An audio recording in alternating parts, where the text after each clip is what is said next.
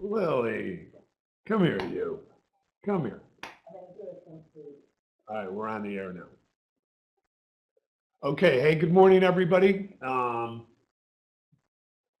want to thank everybody for coming in. I think today's webinar is going to be a really interesting webinar. You're going to get the perspectives of 4 different traders.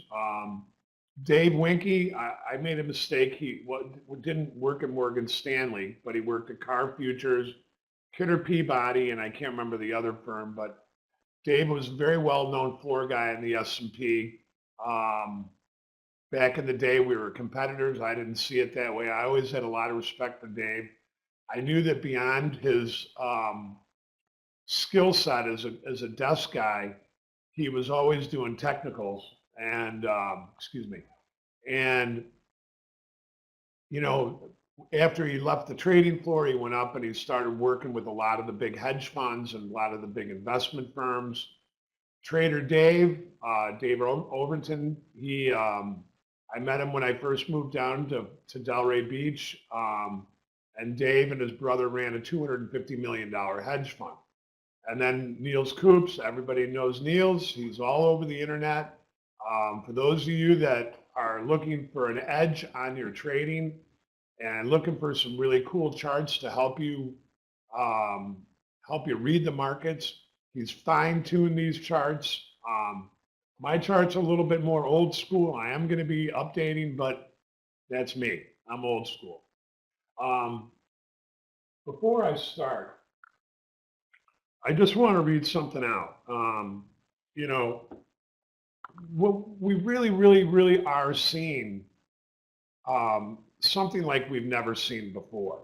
And the first 13 days of the rally in the S&P was the largest rally prior to the 1987 crash.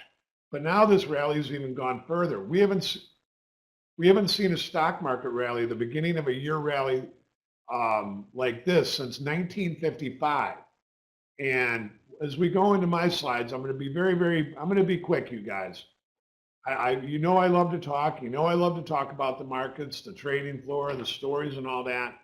But, you know, I talk to the pit bull every day. And one of the things one of the things about this is we discuss, have we ever seen anything like this before?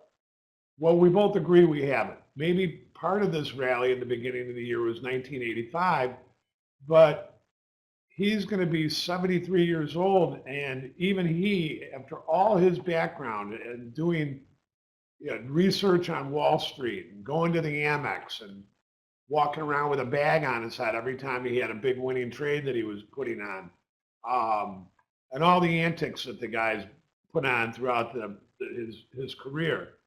We talk about this all the time. We've just never seen a melt up like this. And I don't know about you guys, but in a couple of my slides, I'm going to be talking about the ETFs.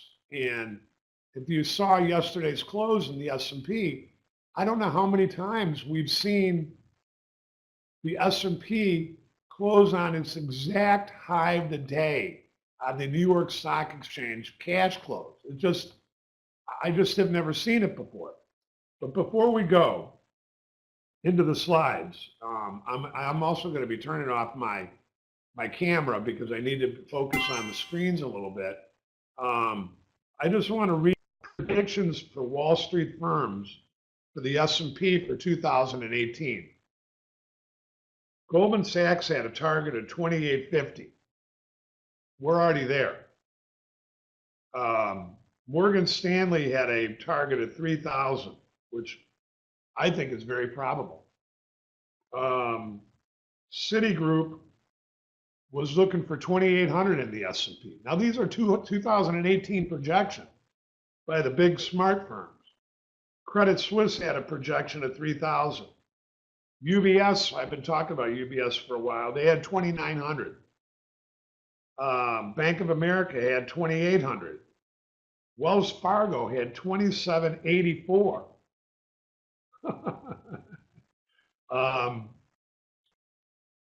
Concordia has 3,100. So you know, at the end of the day, this melt up that we're seeing, I still believe it goes all the way back to one thing and one thing only. Well, I don't want to say one thing only because we are seeing something that we've not seen last year with the yields of the 10-year. But what this is all being driven by, in my opinion, and I've been saying this for several years now, is all the global quantitative easing. And for the first time, Japan has finally started talking about raising rates. They've been stuck in this quantitative easing stuff for over 20 years. My own opinion is that Japan will continue to be stuck and that Europe will be a lot slower in the process than the United States. Yes, they're looking for 3 rate hikes in 2018. But as I've said in many times in the past, I don't think that higher rates are going to be that big of a negative for the stock market with these big tax cuts that the Trump administration has passed, talking about infrastructure, continued growth around the globe. These stock markets may continue just to do what they're doing. I don't doubt that they're not going to go down at some point, but are they going to go down right now? Are we going to crash right now? I doubt that. I doubt that. I do see, a day where we could be down 1 to 2, 1 to 3%. I think there could be maybe some 5% pullbacks. But somebody sent me yesterday that there hasn't been a 0.6% pullback in 96 trading days. I can't remember what it was prior to the minus 0.5% pullbacks. But at the end of the day, what I think is that the dip buyers own the markets right now. And we saw that on Wednesday when the S&P made a high and then sold off down to what, 30 even, 28, 30 even. And I wrote in the opening print, and I'll have John put up a link to the opening print, that we don't really get a lot of down days. And the down days that we have had this year have been just very, very minimal. And we don't get consecutive down days. If the S&P is down one day, however much, the next day it comes roaring back. So until this overall price action in the S&P kind of changes a little bit, or we see some kind of structural change, and I don't think that's going to be coming from the rates. I think it's going to be more news related. I think the S&P is going to continue to do exactly what it is. The DAX, all these foreign markets are going to continue to rip higher. So let's get into the slides. Like I said, I'm going to be rather quick on my slides, you guys, because you know what? I'm old school. I'm not smart like Dave, the two Daves and Niels and building his charts. I'm from the trading floor of the mercantile. I learned through the school of hard knocks. I read volume on my charts. And as I said yesterday on Twitter, the reason I haven't been doing a lot of periscopes is because I don't want to be out there telling people, or I'll reverse it. I think that there's just a lot of BS on Twitter. I think that unless you're willing to show your track record, unless you're willing to show your statement, and you're out there and you're saying, hey, you know what, I make every day. Well, I don't think anybody makes every day. I think that the only people that make every day are the people with the computer-driven systems, like the algorithmic trading programs and high-frequency trading. Those guys maybe make every day, but not even they make every day. And, what Twitter has become is just like a rat's nest of people. And I'm not saying everybody. There's some very quality guys out there, and I know who they are. But at the end of the day, to me, Twitter's a free product. Everybody's offering things for free to upsell. And I don't see anybody saying, hey, look at my track record. I know Ophir, one of the option guys we work with, he's very open about some of his trades. And I know there's other guys. And I've encouraged Dave Wienke to do the same thing because he's got a good track record. But show people, because people want to be able to believe in stuff. They're so tired of getting burned. They're so tired of believing it and then getting to the end of the sale and then getting the product. I hear about it all the time. A guy emailed me last week. He said, I've been following this options guy for 8 months. Every day he makes. And finally, he talked me into taking his product, and the thing hasn't made one day since I took it. So, is that the way it is for everybody? No. But is that the way it is in most cases? I think so. The institutions run the flow, and we're not institutions. We're individual traders trying to scrape out a little bit of money in a very electronic market. So I'm going to turn off my screen. We're going to start hitting the slides. And like I said, I'm going to be a little quick on my slides, and then I'm going to turn it over to Dave Wienke. And like I said, Trader Dave's going to come in. Very, very interesting stuff. And I would encourage you guys to stick around. I know that a lot of people think, oh, it's supposed to be an hour long. Well, this may go over a little bit over an hour, but you're going to miss stuff if you decide to turn it off and then go. You're just going to miss things. And I think if you took the time to come in today, you really should take the extra 10 or 15 minutes to stick to the end of the webinar. But that's your call. I want to thank everybody again. Dave Doherty, John Doherty in Chicago did a great job putting everything together. We've had a lot of behind all this, you never know about it. There's a lot of work going on. So just throwing a webinar isn't something that you can just do in a minute or two. Maybe you can, but that's not the way we operate at MrTopStep. It's never been that way. So again, thank you everybody for coming in. I know there's a lot of people from all over the world, and I really like to see where you guys are from, because MrTopStep does have a global following. But anyways, listen, I'm going to turn the camera off. I'm going to get onto the mic, and we'll start the webinar.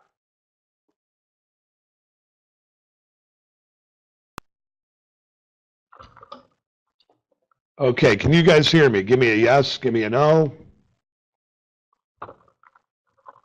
Okay, great. I see a lot of people I know in here. And again, thank you very much for coming in, you guys. Hey, Jack, Vinny.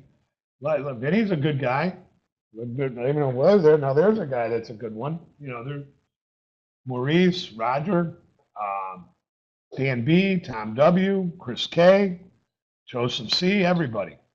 Great to see you guys. Stevie M, Darren B, Hugh H. Anyways, like I said, we're going to kind of knock this out. I've got some charts that were given to me by a company that I really like following their charts. MrTopStep is here's the thing. Before I jump in, we really don't teach people how to trade. We're traders that have been around for a long time. And the thing is that, what we noticed, what I've talked about for quite a while, and people call me up and they're saying, how's it going? We live in an ever-shrinking trading world.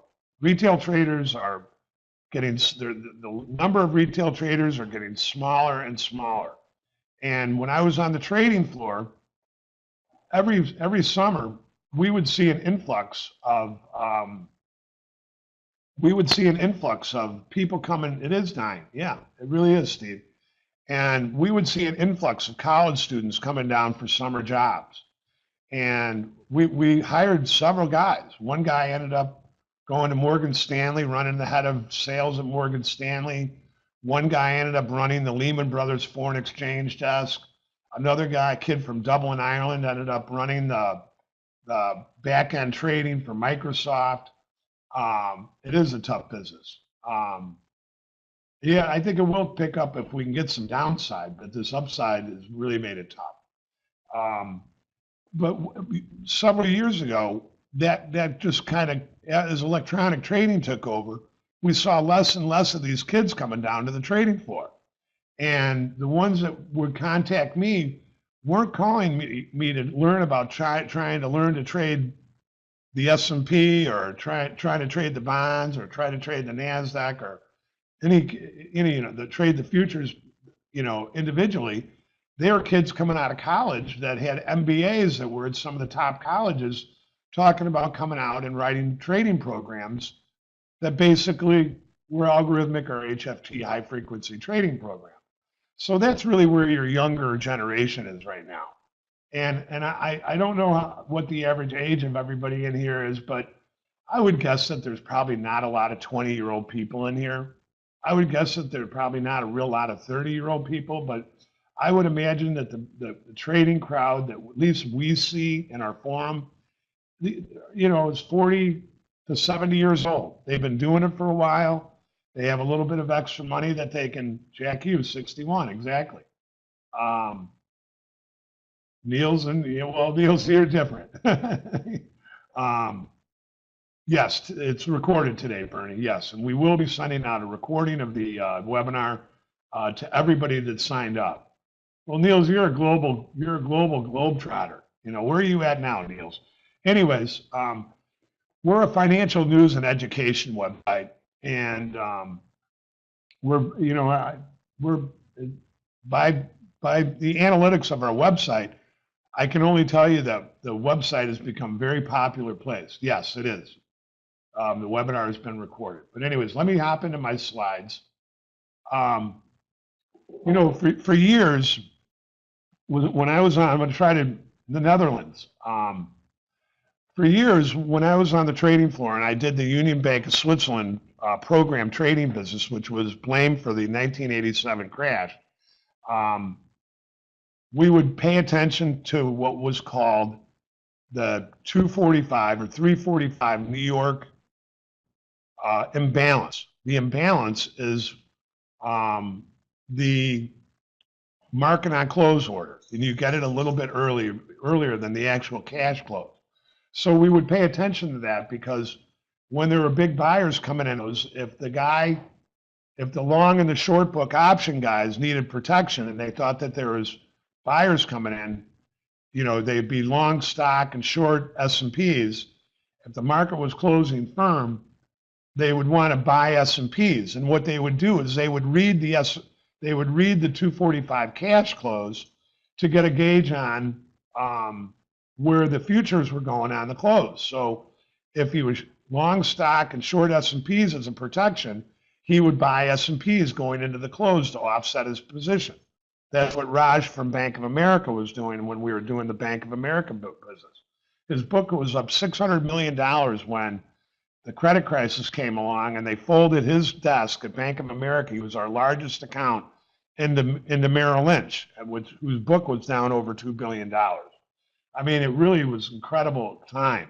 But anyways, back then it was all the mutual funds, and there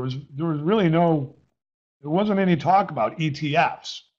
But today, when we talk about the New York Stock Exchange MOC, or market on close, yes, the mutual funds do play a role in this. Now, I would suggest that this article, there's the link to the article. Maybe I can get John to post the real link to the article.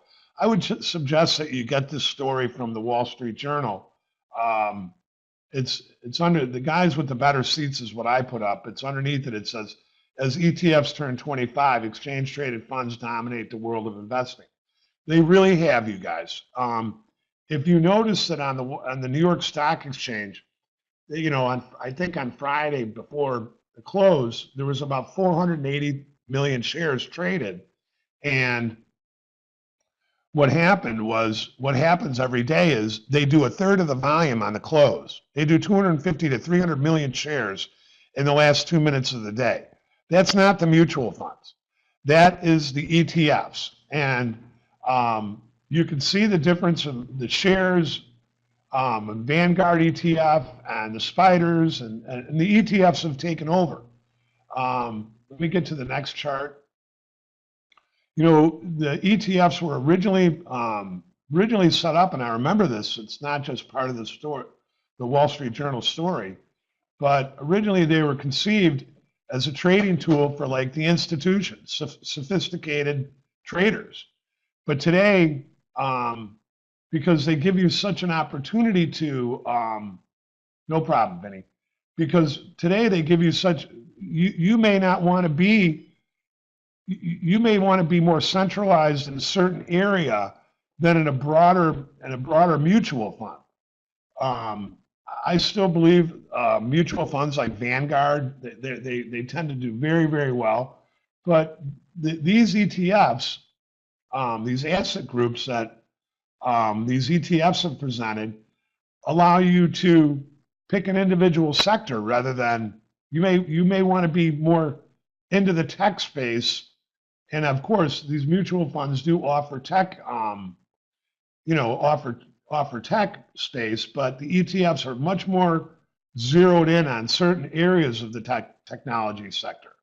And what's gone on over the years and the years, as you can see, the volume in these ETFs is the amount of money and the volume that has gone into these ETFs is just staggering. It's grown 3.4 to $3.4 trillion in 25 years. Now that's what I call the guys with the better seats. And that's what I always talk about on the closes when the S&P closes, you know, it's going up during the day, it's going up during the day, it's going up during the day. And, you know, of course, you know, if you're not long, the old theory about an S&P trader or futures trader is you're looking for a level to sell. That's the number one no-no that you don't want to get involved in, you guys. If you're here to try to fight these types of moves, all you're doing is wasting your good hard money. And we all know that in today's markets, it's harder to get your money back. Years ago, you could trade, you could make a couple of mistakes and you could get your money back. Today, when you get on the wrong side of it, you just get run over. A big hedge fund manager that runs 3 or 4 billion, he says, Danny, he goes, I don't know why you guys do what you do. You're always, you're trying to pick up nickels in front of steamrollers. And that's really the truth. The S&P has been a steamroller. And it's not just this year, last year. It's been going up and up and up since the credit crisis lows. And we'll talk about that on my next slide, on my next slides. The money invested in mutual funds still dwarfs ETFs. It does. There's no doubt about it. There's 14.7 trillion in mutual funds at the end of 2017, excluding money market funds, compared to the 3.4 trillion in U.S. ETFs. So while it is, it's been great if you got it long, right? Yeah, exactly right, Steve. But the problem will be, like in the 87 crash is when the markets do turn around. And again, I'm not calling for any crashes. I think that the markets are going to continue higher. I think 1, 2, 3% pullbacks, maybe 5% pullback. I'd be very surprised. I would really be surprised if there was a 10% pullback in the S&P this year. 2, 3, 4, 5%. That would not be out of the realm.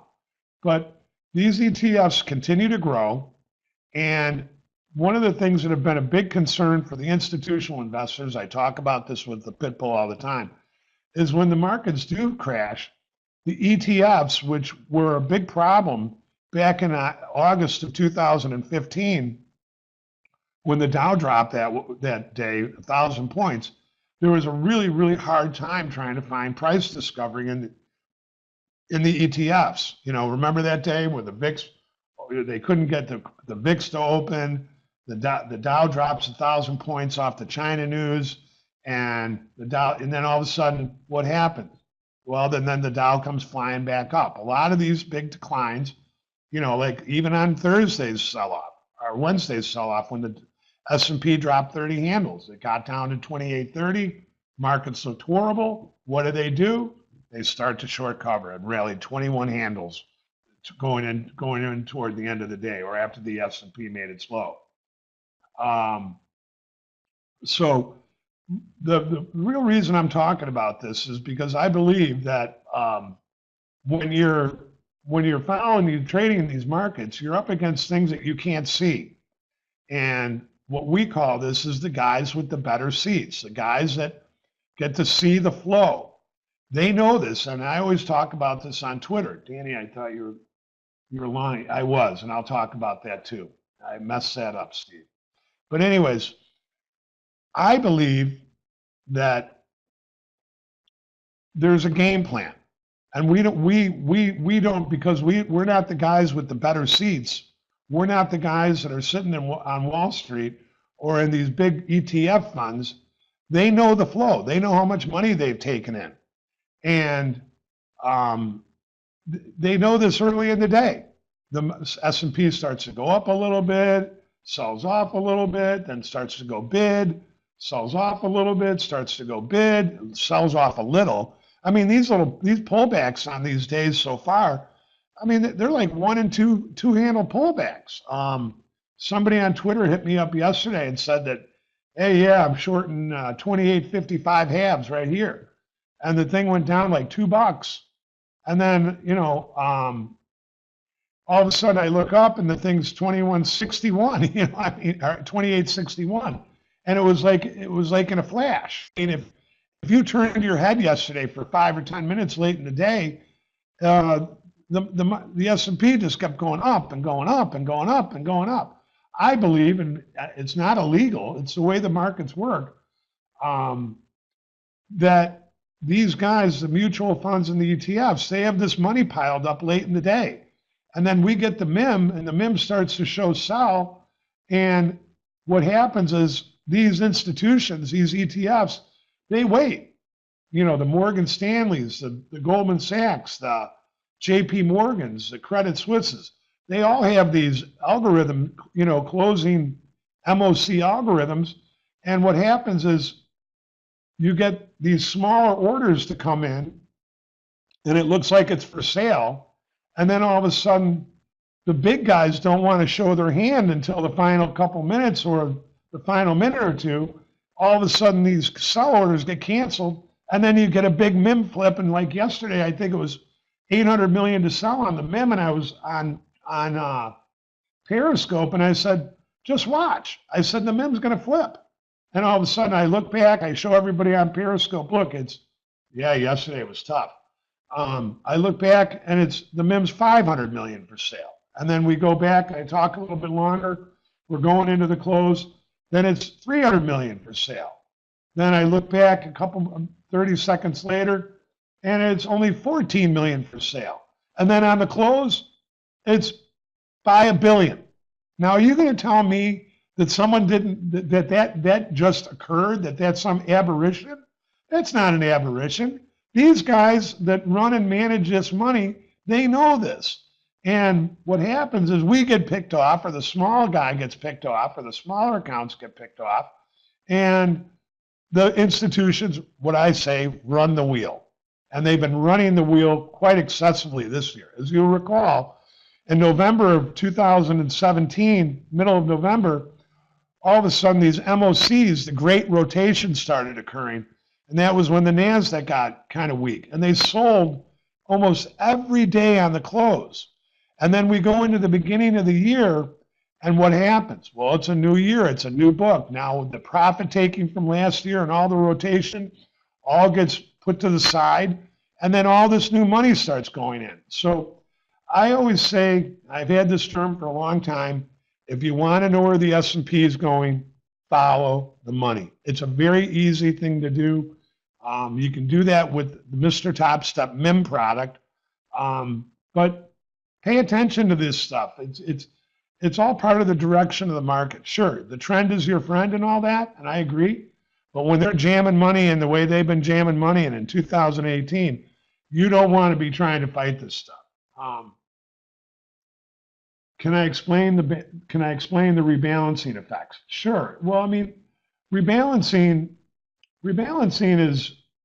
is part of managing your portfolio.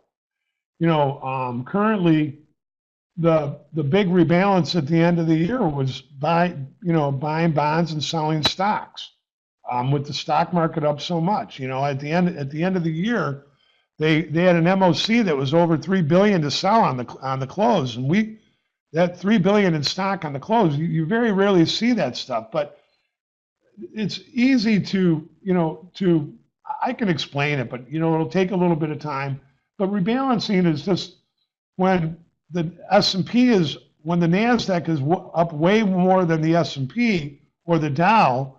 What happened at the end of the year, the great rotation, was selling tech stocks and buying smaller cap stocks, or rebalancing from stocks into interest rates. As we all know, the 10-year note, the yield on the 10-year note has been going up and up and up. So you're getting that kind of rebalancing going on right now. But I think that the real thing here is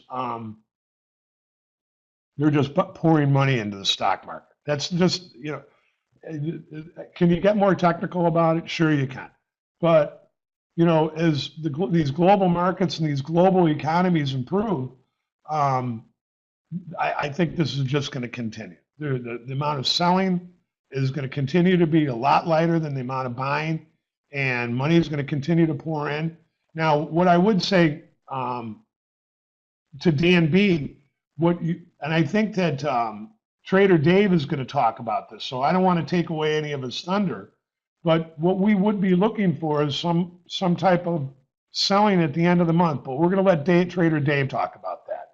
He's a lot more educated in this kind of stuff. He knows the terminology.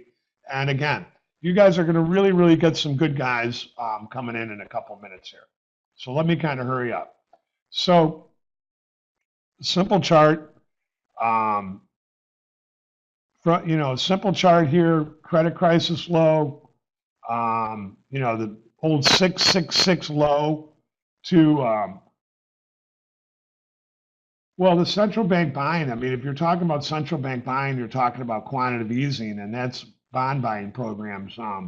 That's been supporting the market for a long time. But with the global economies and growth increasing, what they kind of are saying now is, before they were saying, Leon, they were saying, look at it, as they cut back this bond buying program and they start to pay back the QE money, that the markets will start to correct. But the thing is that now they're saying that with the global economies and global growth so high or going up, that this isn't going to be that big of a deal. I mean, we're going to have to wait to see. But at the end of the day, this stock market rally didn't start in 2017 and 18. It goes all the way back from the credit crisis lows when we got down to 666 in the S&P. We've gone up 232% as of Friday's close. This is a pretty extended rally. Now, I will say one thing real quick. When I was on the floor in the S&Ps, when the S&P got down to 666, I actually called for a bottom in the credit crisis. But after it rallied about 150 handles, I had no idea. I started saying, they're going to go back down again. This isn't over. But I had no idea that, whatever, 10 years later, 8 years later, that the S&P would be up 230%, 232%.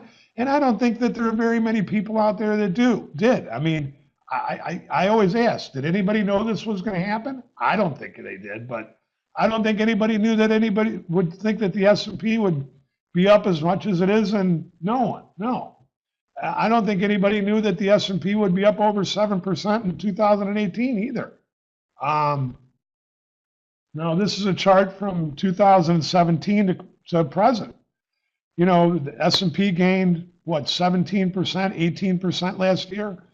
And now, as of Friday's close, we've got a 641-point handle run in the S&P and up 28.7%. I mean, this is incredible stuff. I mean, 777 for the Dow. Phil, right, exactly right. I remember the 666 low. I was watching it on the floor.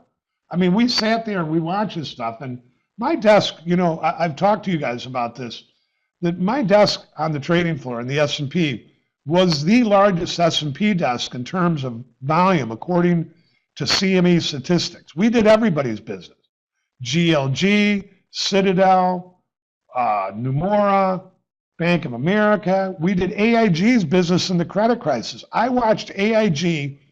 AIG was one of our best accounts in the trading desk for 10 years. They used to roll 20,000 S&Ps during the rollovers. And by the time that the credit crisis was over, all the regulation, the AIG stock falling apart, you know how big their roll went to? Their roll went to 10 or 20 big S&Ps. From 20,000 S&Ps, big S&Ps, down to 20. Raja's desk, the Bank of America desk that was in the center of all this, his desk used to roll 30, I think we rolled 30 to 40,000 big S&P rolls at one point. He told me the other day, he's down here in Delray, that at one point his book had, when they stopped using the big his book had, God, what do you say? 200,000 minis.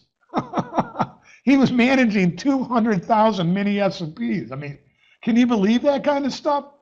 And Raj was the youngest trader ever to run a prop trading desk on Wall Street. And after the credit crisis, he went to, he built a desk at Nomura. He ran BNP's trading desk when he was 20 years old. 20 years old and running, and he had an incredible mind for trading. And when I saw him a couple weeks ago, we were talking, I said, do you miss it? And I remember the day that he called from Nomura and told me, he said, you're my first phone call, Danny.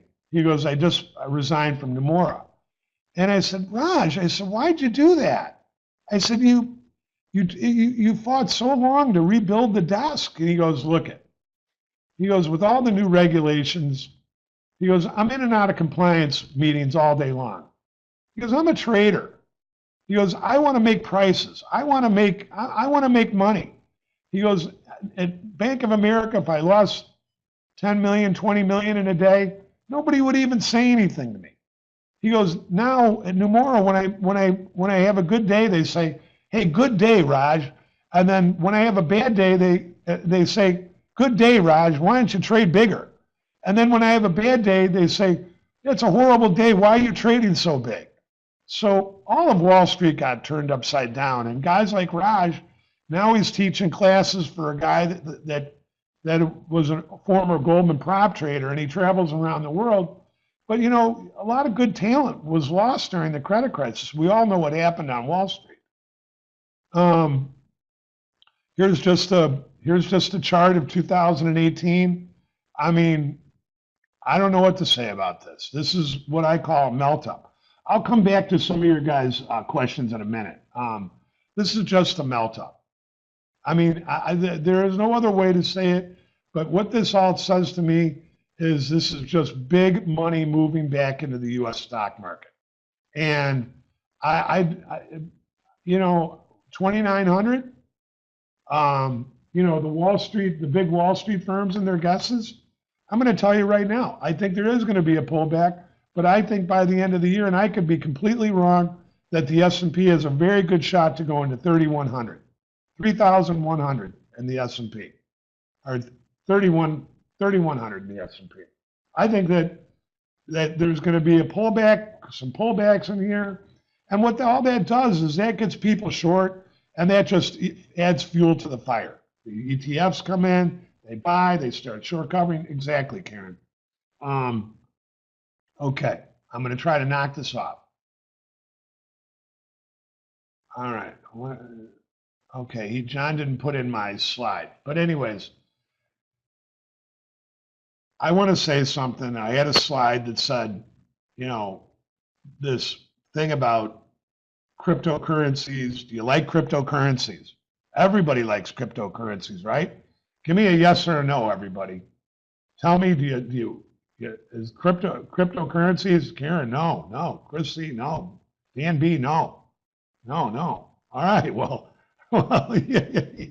there's a lot of people out there that do. Just watching. Larry J, no. Come on, let's talk about it here. Well, this is the new craze, you guys. When I was out with Raj a couple of weeks ago, yes, free market, Paul G says.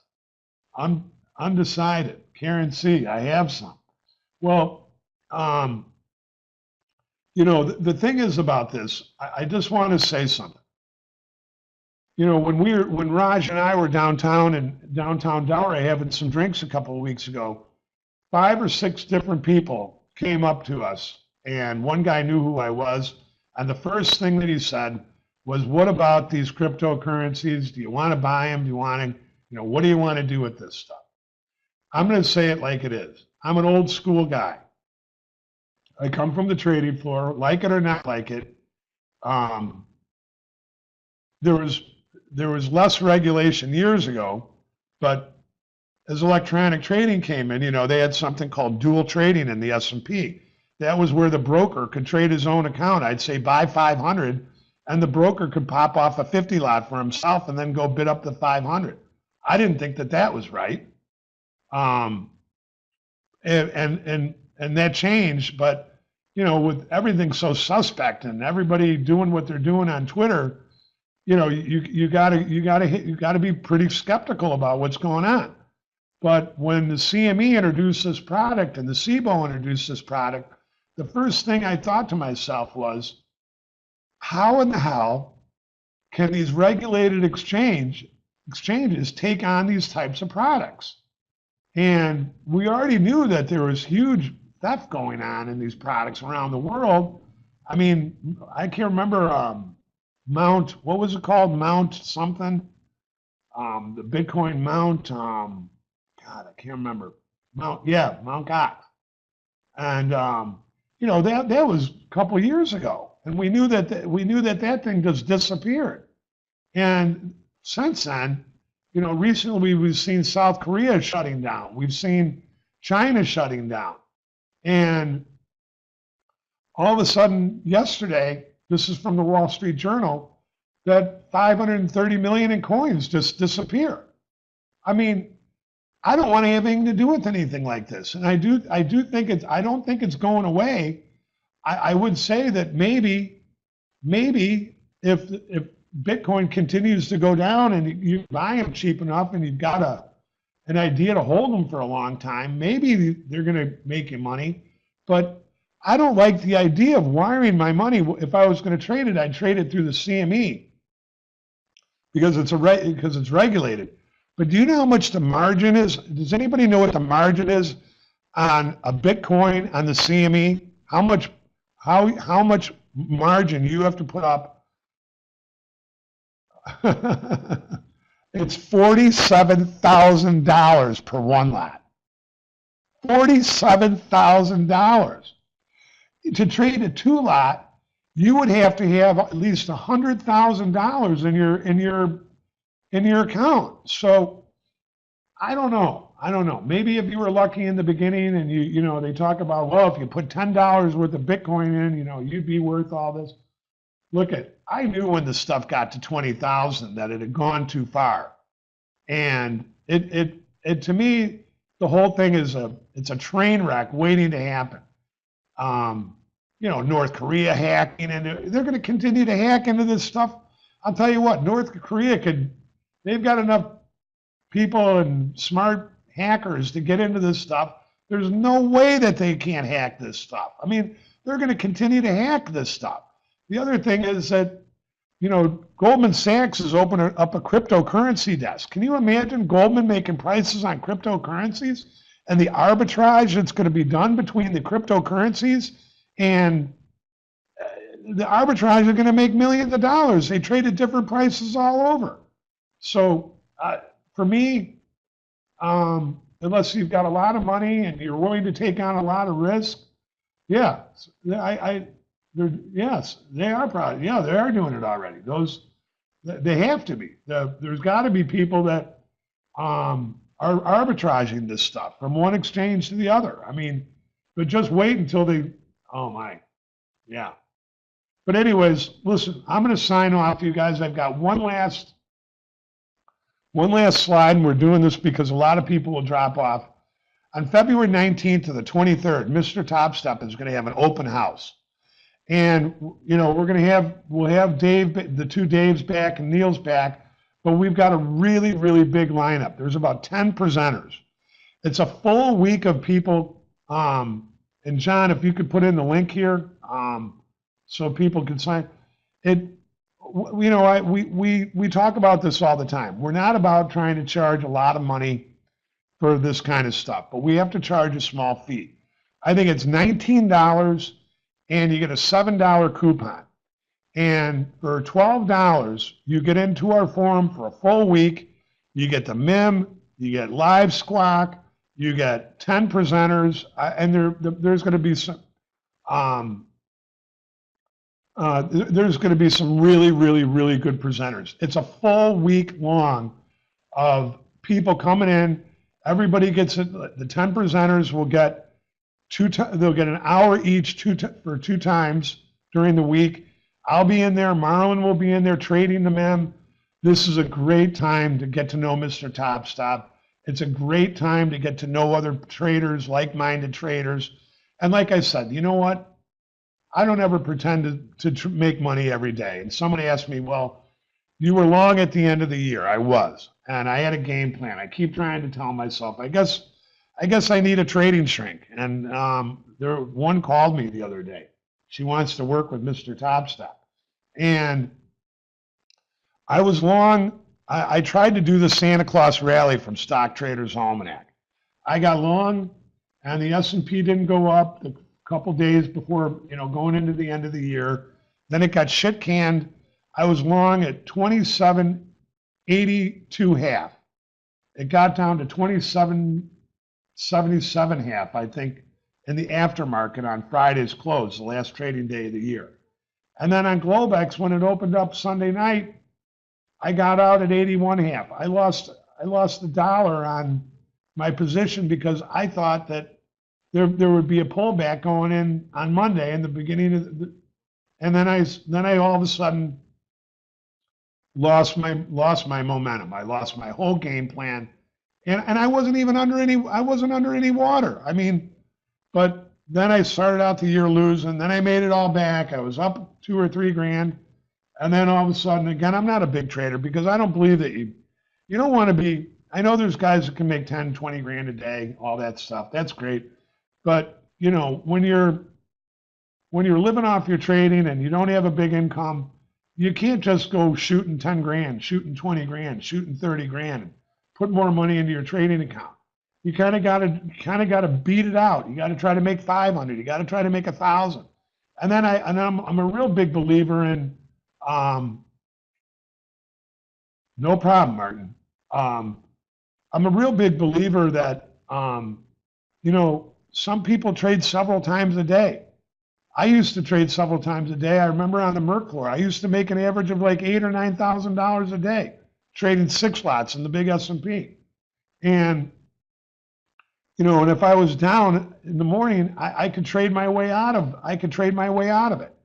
But today when I'm down, it seems like all I do if I try to trade my way out of it is I lose more money. I lose more money. So I believe that if, you're up, whatever number you're up at 10 o'clock in the morning, 11 o'clock in the morning, I'm not saying turn the screens off. I'm saying that I don't see making more than 1 or 2 trades a day in this kind of stuff because these bots will get you. The robots will get you every time. And the thing is, you may be lucky once. You may be smart once. You may be smart twice, but being lucky 3 times, 4 times, 5 times, and these markets just don't work anymore. But anyways, I want to thank you guys for everybody listening to me do my rap. Trade smart, have a game plan, and thank you very much, Steve. I just try to say it like it is. Years ago, everybody would say, oh, you could trade S&Ps. I'll be back on Periscope. I'll do it a couple times a week. Oh, you can trade and you can make 200-300 a day, no problem. Bullshit. If everybody can make 200 or 300 a day, you can make 600 a day. What's the difference between 200 or 300 a day or 400 or 600? It just isn't like that anymore. It is a good collective, and they're really good people. Nobody's going to make a guarantee. Nobody's going to say, hey, you know what? We guarantee you're going to make money. And the other part about MrTopStep is if you take our room and you don't like it, we give you your full money, all your money back. If you take the MIM product, we give you 100% of your money back. We don't want to offer products that make people unhappy, that don't think that they work. So we've always got a full refund tied to everything that we do. So anyways, Dave Wienke is coming up. Great guy, you guys. I don't want to go too far with this. It sounds like I'm overselling. But Dave is just one of these salt of the earth kind of guys. He really knows his markets. He did Cohen's business at SAC. He was supplying research to SAC before SAC went out of business, and he still handles some of those traders, and his service is great. And I look at it every day. We're helping promote it, and then Trader Dave, like I said, will be after him, and then Niels will come in, and I just want to wish everybody a really great weekend, and I hope that you stick around for the final parts of the webinar today. And I also hope that you take time out to join the boot camp or the open house. It's really a great time, and it's a lot of fun. So thanks a lot, everybody. Have a great weekend, and we'll see you on the rebound. Okay, I'm up. Can you hear me?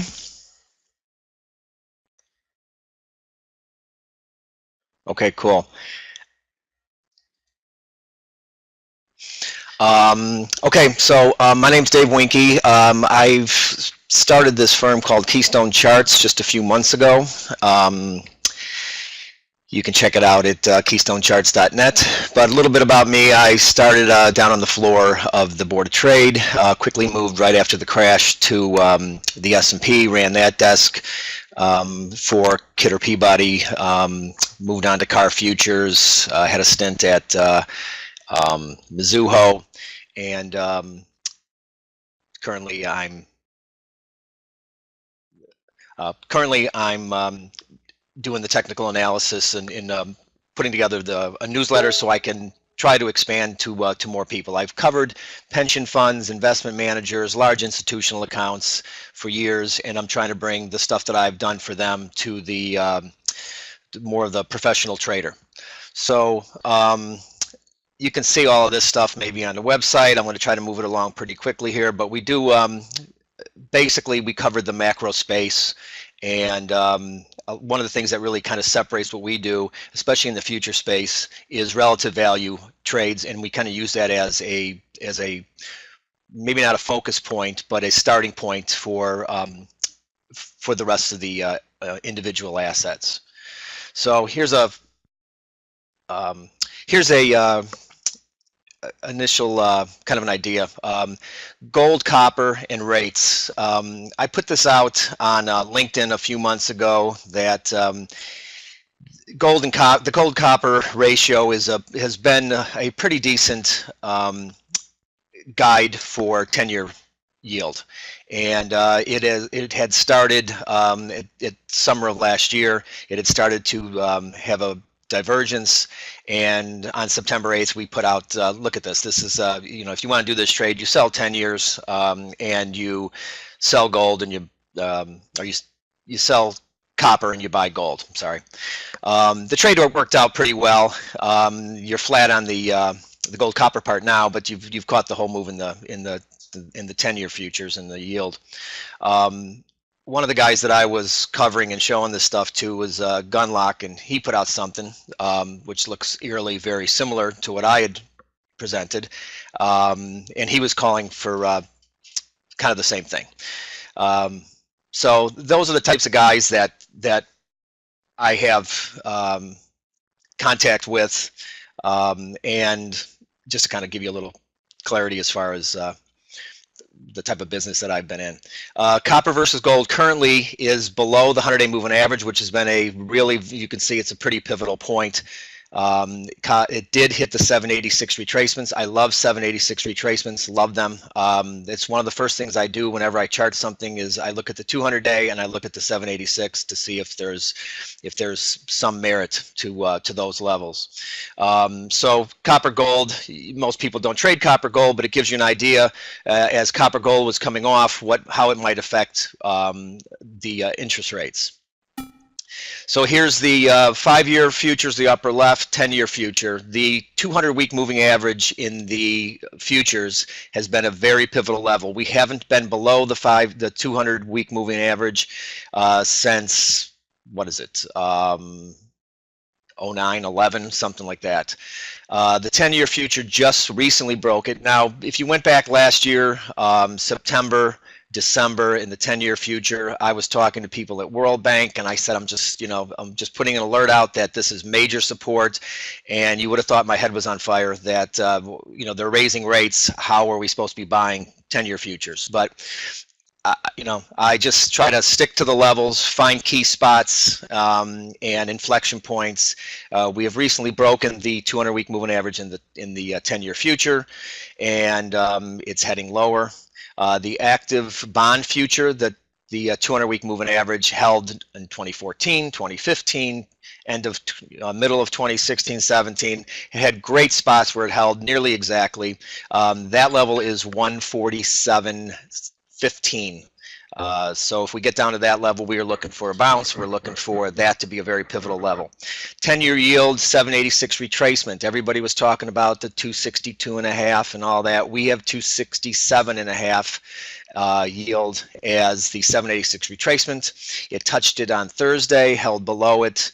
So we like to look at those type of things and then see how they relate to whether we're trading S&Ps or whether we're trading equity indices only. How are the yields and the fixed income charts, the other charts, how are they affecting my trade?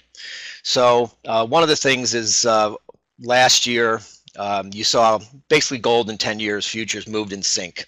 There was a huge divergence and that trend was broken. And it was broken on, well, let me see here. When the 786, the chart on the right is the 10-year versus gold. When the 786 retracement in 10-year versus gold hit, that's when it started to fall apart, and it's been trending lower ever since. So simple little steps just to kind of look at and say, would you rather be in gold or would you rather be in 10 years? I had a client who wanted to be short gold, and I told them, why would you rather be short gold if you can be short 10 years as long as the 786 retracement holds? Saved him a lot of money. Excuse me. So I just try to look at all these relationships and pivotal points and inflection points and try to see if there's something that may be able to influence the individual market. 786 is a fib, yes.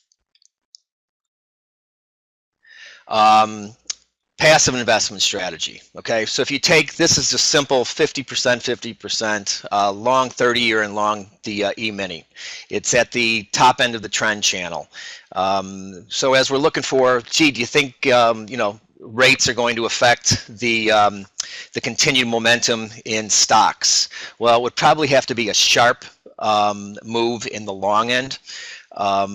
A lot of the type of clients that I talk to, insurance companies, these are the positions they have. They're looking for duration.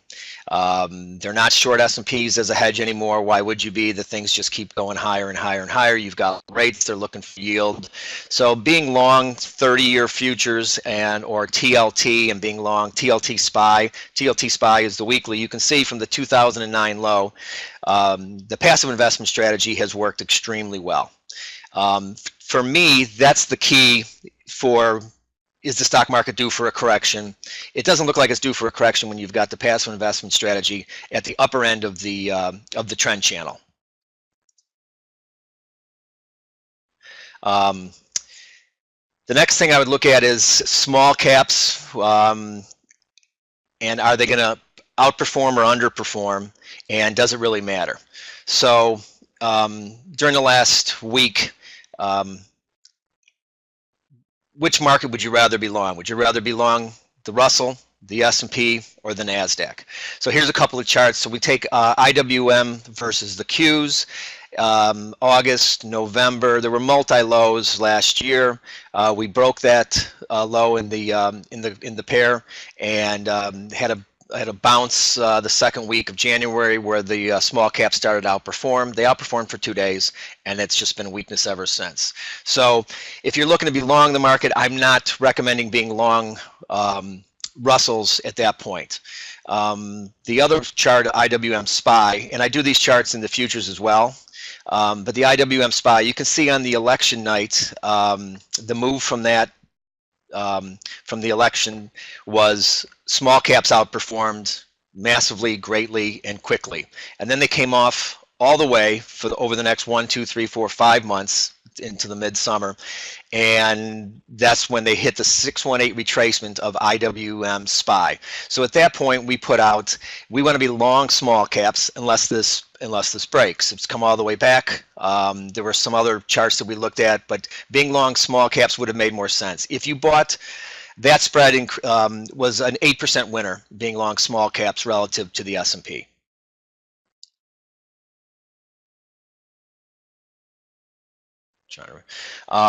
Okay. Another thing is in 2017, it was the year of rotation, right? 2016 as well. But it was almost as if I had guys that were said, if you're short the market, you're going to get fired. No one was allowed to be short.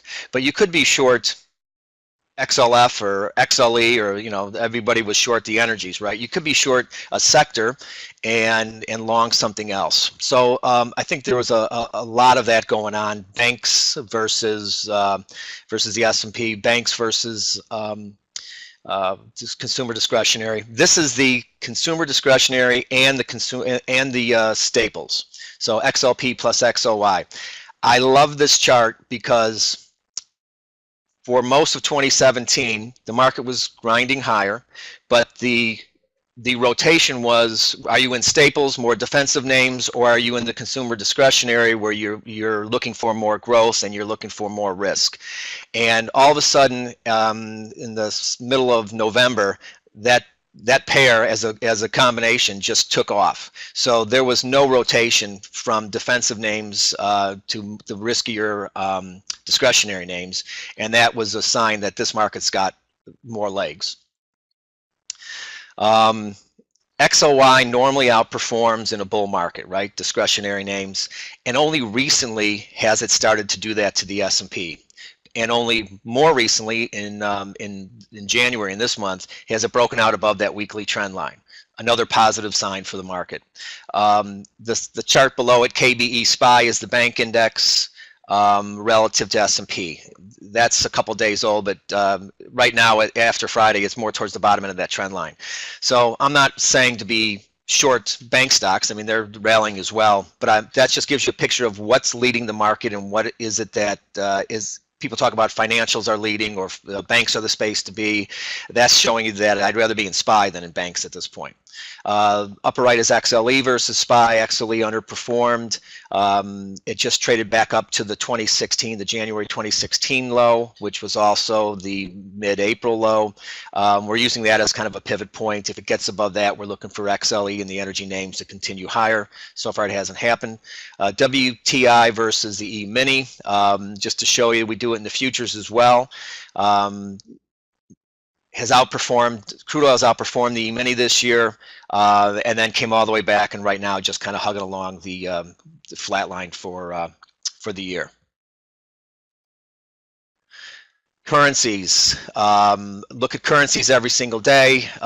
In the morning newsletter, I put out the tactical allocation, the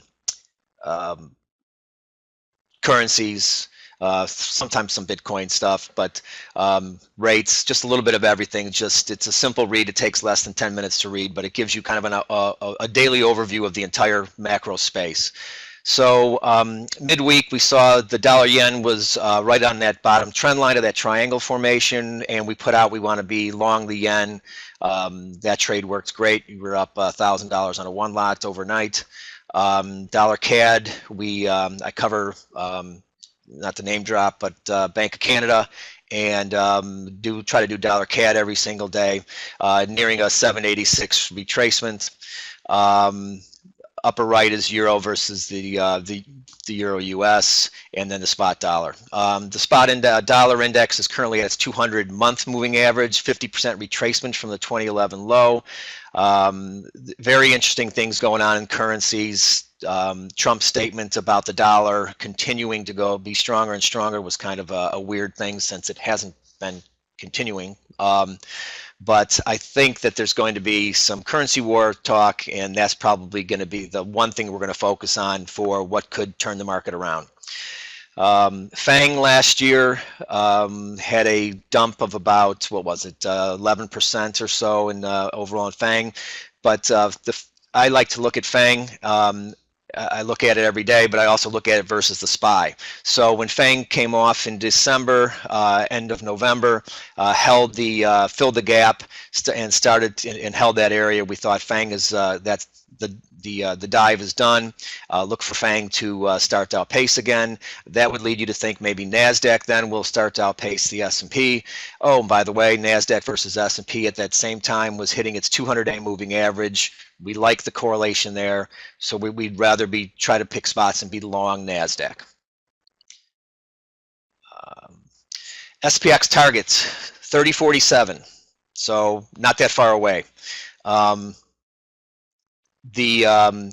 2.618 extension from that huge 2007-2009 move. You can see the 1.618 extension held nicely in 2014 and 15, and we're looking for something similar here. So another couple hundred points in the SPX might be a spot where we see at least a stall. We're going to use that as a spot to maybe try to play for a reverse. How's that? Having a game plan. I know Danny talked about having a game plan, and the name of the newsletter is the Daily Game Plan, and this is the type of stuff that you find in the newsletter. So, chart of the E-mini S&P future holding along a VWAP that we've been using as a support area. This year is holding right along that simple little trend line, and then every day we put out the E-mini, the 10-year, gold, crude oil, and the dollar, and support and resistance short-term levels.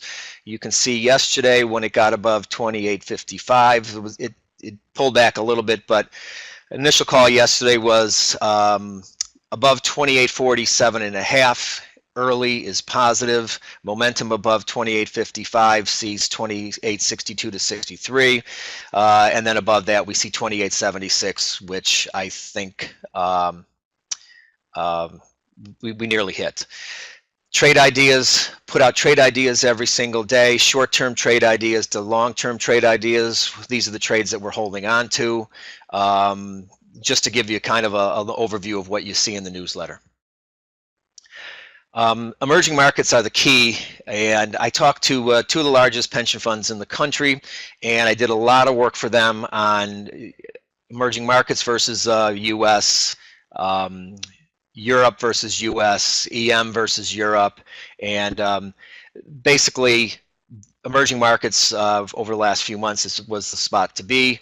It's got obviously it has the most upside. If you look at the really long-term picture of this is, you know, there's a lot of room here. But I also think that the emerging markets is key, because if it's a global recovery and it's a global growth, and if we see EM start to underperform, I think that would be a sign that maybe something has changed.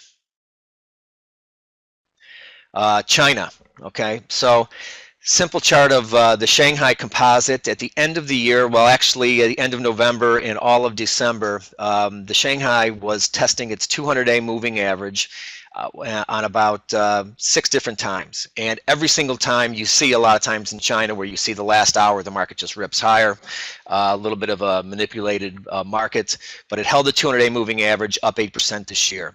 I showed a longer term monthly chart because back in 2015 we had China as a reason for weakness in the US as it hit its 786 retracement, and as that worked, we were looking for it to roll over. Back in the end of 2015, early 2016, it hit its 786 support.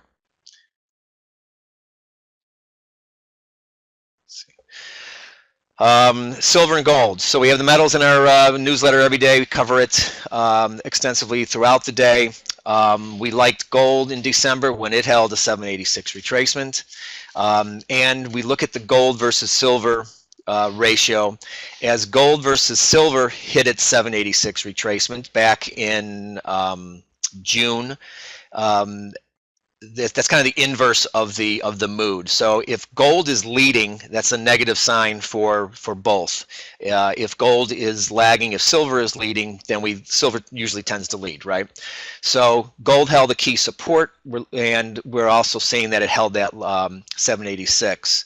Since then, that it's held that 786 twice. So even though gold has continued to rally, it was kind of not looking as positive as it might be according to the gold versus silver chart. But on key days, gold held the when it hit the 786 retrace in the gold silver, that's when gold put in its recent lows, if that makes sense. Everybody understand that? Is it am I confusing? Trade wars.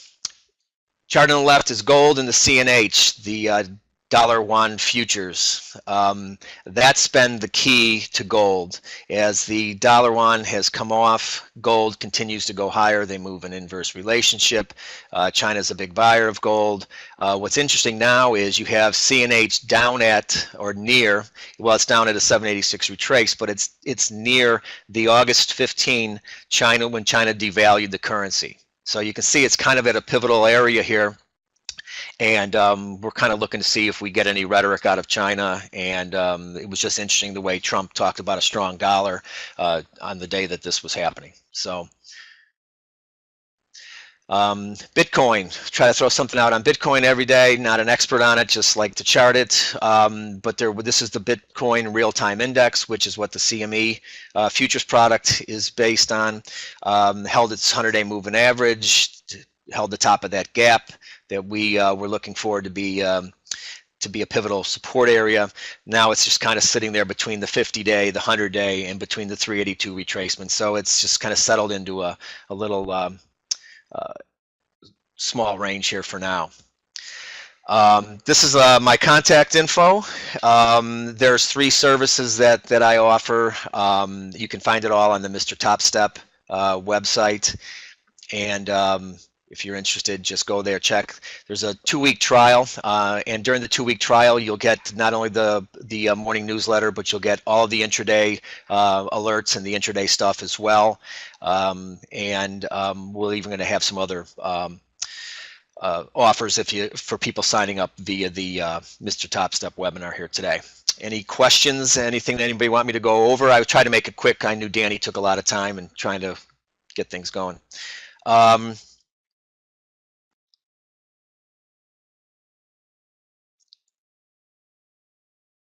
No problem. One of the things I wanted to mention quickly, though, is we were talking about the market and the move, and it has it, as strange as it may appear, it's really global orchestration, right? I mean, you've got the entire, central banks are all working together. So as we're raising rates, they're saying something else. They're still talking, the growth may not be what they want, and inflation and whatever is working to but when there's global orchestration like this, it's just difficult to get for the market to really turn around when you've got like a global backstop. Okay, so right, exactly. Where I take my starting point to when I do my fibs, I take them from what I feel to be either significant highs or lows or key areas. The one in the gold here, for example, was the June low, but that was important because it lined up with the, let me see if I can use this. This low here lined up with this high type of thing. So that's why I like to look at the relative value stuff and then kind of go from there. Where was an influence? Where was a level? Maybe I got to draw something. Something like that.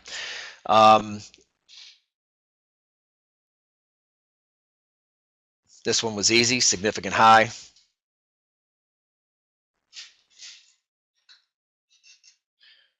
This is a significant low. Well, I'm drawing it the other way, sorry.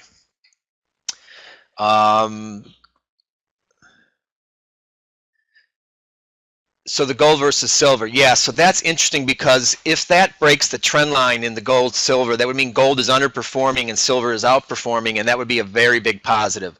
The 1380, 1381 area is a big retracement number in gold. I think if we get above that, it starts to really take off. Could tell you that probably somewhere around 1500-ish if we can make it above that, but if it continues to settle in that gold silver, and we'll just have to see whether it breaks out and whether we get a lot of move. The other thing, of course, is if we're looking for gold to rally and something happens in the China's currency, that might be something that will affect it as well. And I think that's why when you saw Trump talk about the dollar being stronger, gold was the one that got smacked quickly, right?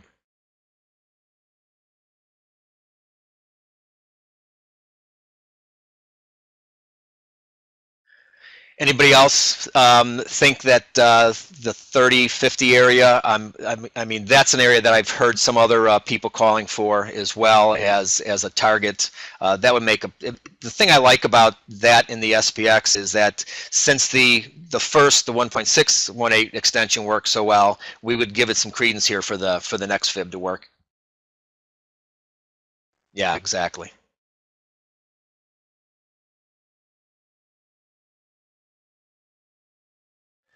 Also, the currencies, I like to look at the currencies and see which currencies are affecting, whether it's S&Ps. I mean, for a long time, you know, the yen and the 10-year were moving in lockstep, right? And then when that breaks out, why is that not working anymore, and what are we looking for?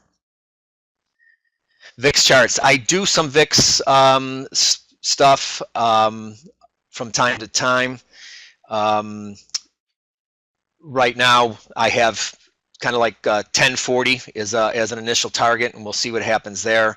One of the reasons that VIX has been picking up with the market being picked up is because it's more call buying than put buying. So we're not really seeing, you know, people buying puts and the other side having to hedge with futures type trade as much as it is. I mean, this is just, people are just paying up for calls, right?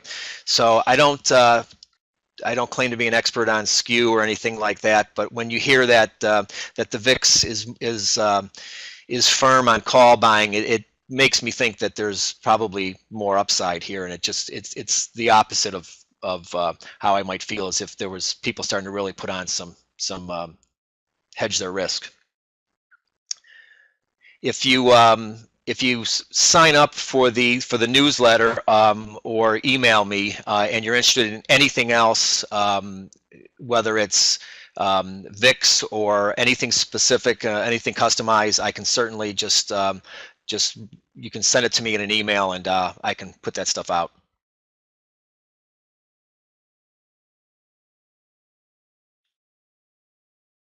All right. Well, thank you very much, Dave. Great presentation. I knew it would be. And I'm sorry I took so long. I wasn't paying attention to the clock here, but thanks a lot for coming in this weekend, Dave. I know you put a lot of work in, and what we're going to be doing is we're going to flip it over to Trader Dave. I know that he's waiting in the eaves. Dave, I'm going to turn off my mic, and you're going to take over, okay? Okay. Thanks a lot, Dave. Yeah, thanks a lot, Dave. First, I'd like to thank Danny and John for putting this together and including me. John did a lot of work, preparation, putting all these slides together. And Danny kind of reminds me of my mother-in-law. We could talk all day. In any event, basically, I started out with a money manager. Just want to give you a little quick background. In the early 90s, and then managed a hedge fund where I traded primarily baskets of stocks directionally, and got involved in the internet stocks. And then subsequently, I launched my own hedge fund and was doing some other stuff, trading the S&P 500 in baskets of stocks. And then I merged with my brother had a fund, and we merged our funds. And then at the end of 2014, we decided to shut the doors down and just go off on our own and start trading our own accounts and family assets. And he got back into the insurance business. Oh, speak up. Okay, no problem. Let me make sure this mic's on. Okay, hold on. Can you hear me?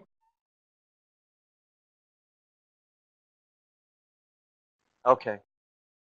Okay, great. Thanks. Thanks, Jim. I'll try and save. If you have questions, I probably won't hit too many of them during the slides. I'll wait towards the end. A little louder. Okay. Let's see if I can turn this up. Let's see. Is that better? Okay. In any event, a lot of the stuff now, since 2014, I've been trading the S&P 500 futures and using the SPX cash market basically as a hedge. So I'll put on, maybe I'll buy the futures and buy puts as a hedge. But most of my work really revolves around investor positioning and sentiment. And when everybody's on the same side of a trade, kind of like Danny said earlier, I don't mind taking the opposite side of that. Wherever the most pain can be created, I think there's a trade opportunity. So without further ado, let me get to the next page here. Just show you. Obviously, this is the SPX monthly chart. And this goes back, can't see all the way over to the left, but it catches this whole bull market. And it doesn't, I didn't even update it last evening. This is only through Thursday, but you can see it's getting a little bit parabolic here. And on the lower right part of the chart, what I did was I highlighted the monthly RSI, and that's because it's at a level that we've never seen before. It's running around 88, and generally that's a very good long-term sign. But in the nearer term, that normally is towards the end of a move, not the beginning of a move. So as Dave also mentioned, and Danny, we're kind of in this little bit of a blow-off phase, and it's hard to tell exactly where it's going to end. Yeah, the 100 would be the max, but that'd be really hard to do to generate that. It's never been done in history. So what I like to do is, yeah, I do believe that the future is somewhat similar to the past. It rhymes. So I like to go back and look at past markets to see where we had similar price gains and high RSI, and the indicators were similar, and just to see what happened, in the 80s, the 90s, and the early 2000s when we had similar levels. So that kind of give me a little bit of a roadmap and some options of what might happen next. How may things unfold?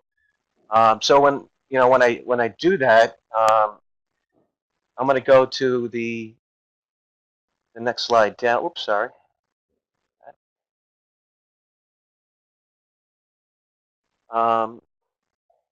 Here's the 1980s, the monthly chart of the SPX in the 1980s, and here's a monthly SPX chart of the 90s. Now, let's see. I'm going to put an arrow down at one point here. 1995-96, I would say, is probably in that area. You'll notice that the RSI in the bottom is very similar to where it is today.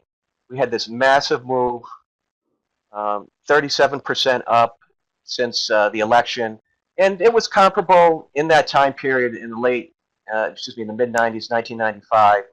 You'll see the RSI got almost as high as where it is now. And what I think is probably going to end up happening is you're going to start to see somewhat of a trading range develop when this blow-off ends. Nobody knows exactly when it's going to end. I've tried to short it a couple of times along the way here, and I've lost money. But all good things do come to an end. So the key is, okay, once we top out, how do I trade it from there? And what I like to do after that is, let me go to the next one. This really gets back to what I was just talking about. We've gone up so much since the beginning of the year, or beginning of last year, and this slide actually is a little bit slow. We're up 14% now over the 200-day moving average. And when I went back to the 80s, the 90s, and the 2000s, once you get that far above the 200-day moving average, again, that's a great long-term health sign for the bull market that is very good and strong, and we're probably going to all keep going up in the future. But in the near term, that generally has led to pullbacks, pauses, some deeper than others. But that would be my guess. And I don't know that, does it stop right here? Dave's got 30.47. Danny's got some higher numbers as well. I would expect that we start to see some consolidation. And that's only because that's what's happened in the past. Once we get 14%, in one case we got 19% over in 1987, but that was the severe outlier. Everything else was generally right around now. The last time we were close to 13, 14% over was May of 2013, and that was when we had a 7% correction, and I'll show you a chart in a minute about with that one. And there was an opportunity to make some money on the short side, but as a general rule, since we've been so strong, the conservative route is necessary. If you don't want to get in now, you've missed it. You may just want to wait. You may just want to wait for a pullback that will happen. It has, even last year, there were pullbacks. You could buy the pullbacks. And I'm going to show another chart in a second here with the VIX that shows the times that it exceeded 14 and was that a good time to buy. And Dave mentioned about interest rates. I do think interest rates could easily be the factor of what causes this. That causes a problem in the equity market. Some sort of inflation scare. You've got, right, exactly, Rita. Yeah, there's been no pullback. There always are pullbacks. We haven't, we've been a little bit spoiled. There will be pullbacks along the way. As I said, you may not want to short and, guess when the actual pullback is going to happen. But if you do, please use stops and or buy calls to hedge against it if you want to short the futures. That's the only way, in my view, to play it, or you'll get run over like Danny said. But the interest rates, that's what triggered the May 2013 pullback. And I do think that there's a strong possibility that that's what could trigger it.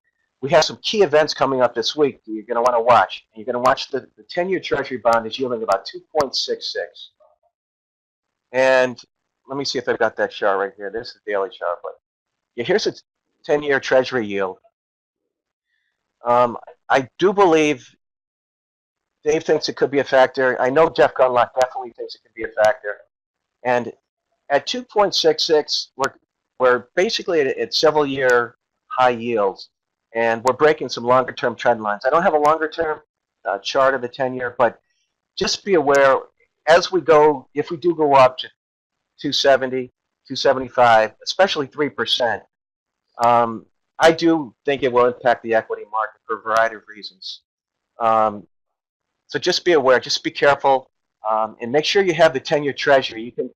You can put it on your screen as TNX on most equity platforms. And I do believe it will be a factor. CPI is Monday. If that's a hot number, that's one trigger that may happen. They could get rates spiking, and it may have an effect on the equity market. As well as Friday, we have the jobs report. The jobs report has not been a huge factor because we haven't been worried about jobs. So nobody really cares about the jobs report anymore, other than the purists. But the most important piece of the jobs report is going to be the wages. That's the thing that people will be focusing in on. If wages stay low, the folks will believe that the Fed is still in front of it. But once wages start going up, that's when the bond market may start to have some issues. I mentioned, oil's been it's getting closer to 70, and so the Fed, they're going to have an interesting meeting this week, Tuesday, Wednesday. They see what everybody else sees. They see a melt up. Are they going to change their language? Are they going to mention the price of crude? And are they going to have advance warning on the Friday's jobs report and what the wages will be? Because if wages tick up, they're in line to raise 3 times in 2018, and it could be more. It could be more. They could end up doing a half a point or somewhere along the way. So that's something to watch. On the screen right now, I've got the May 2013 chart, and you'll see that reversal there. That was Bernanke.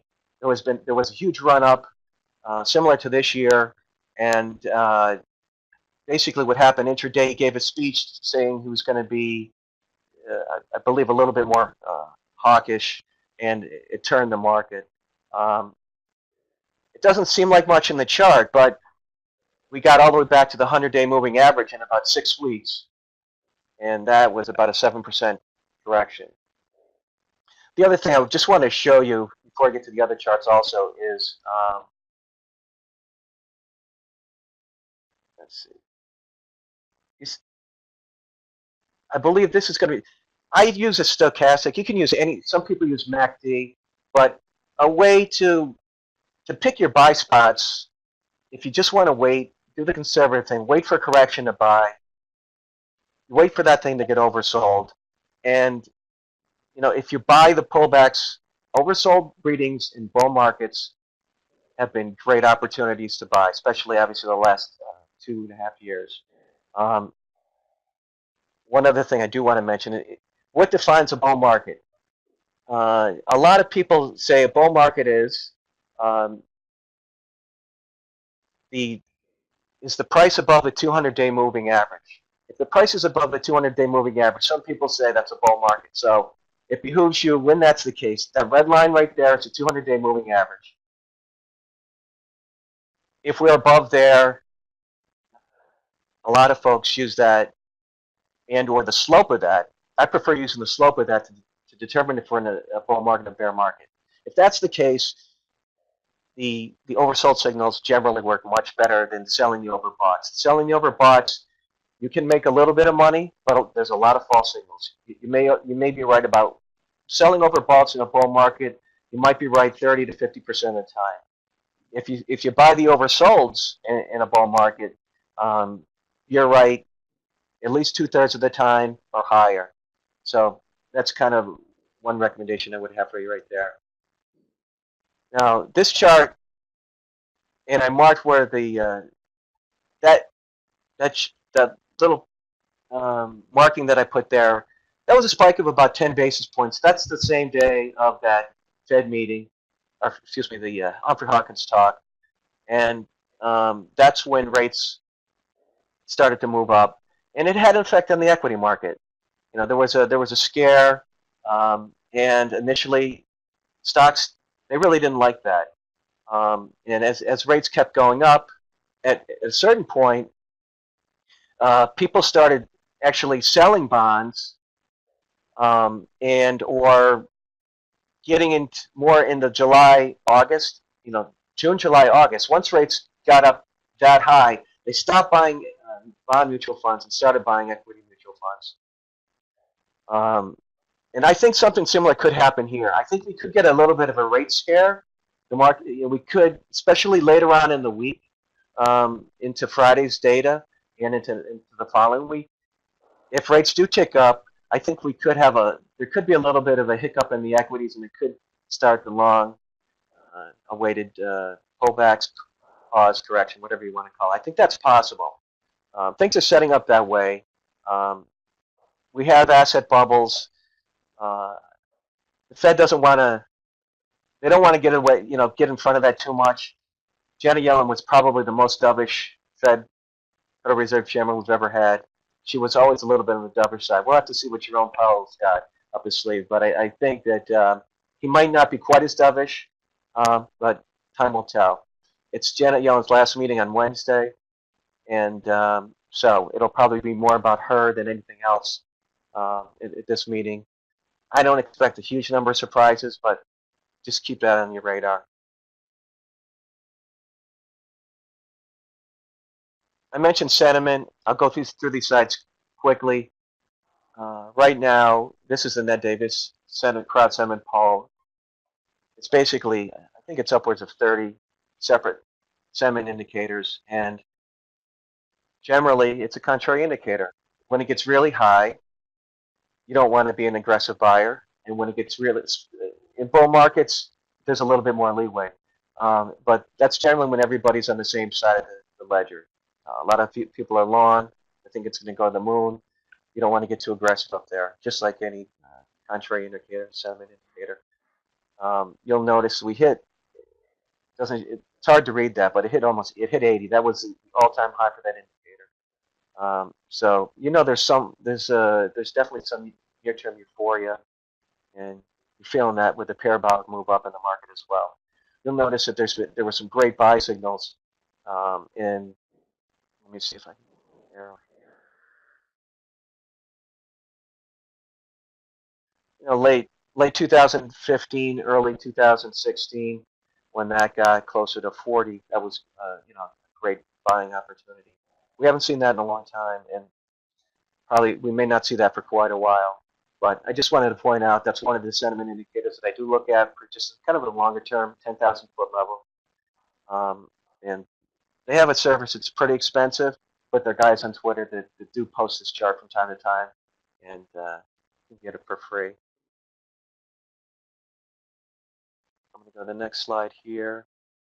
CNN Fear Greed Proxy. It's another same thing. It's a sentiment indicator. They have their own batch of inputs that tell you whether or not people are optimistic or pessimistic. Right now, they're optimistic, and you can go to, if you type in CNN Fear Greed Indicator, Google, you'll be able to get all the information on that for free, and you can watch it on your own. It doesn't cost you a dime. What I did want to note in this chart, if you were conservative again, just wait till it got oversold. Wait till it got below 30 or so, and you'll see there were some really good buying opportunities in August.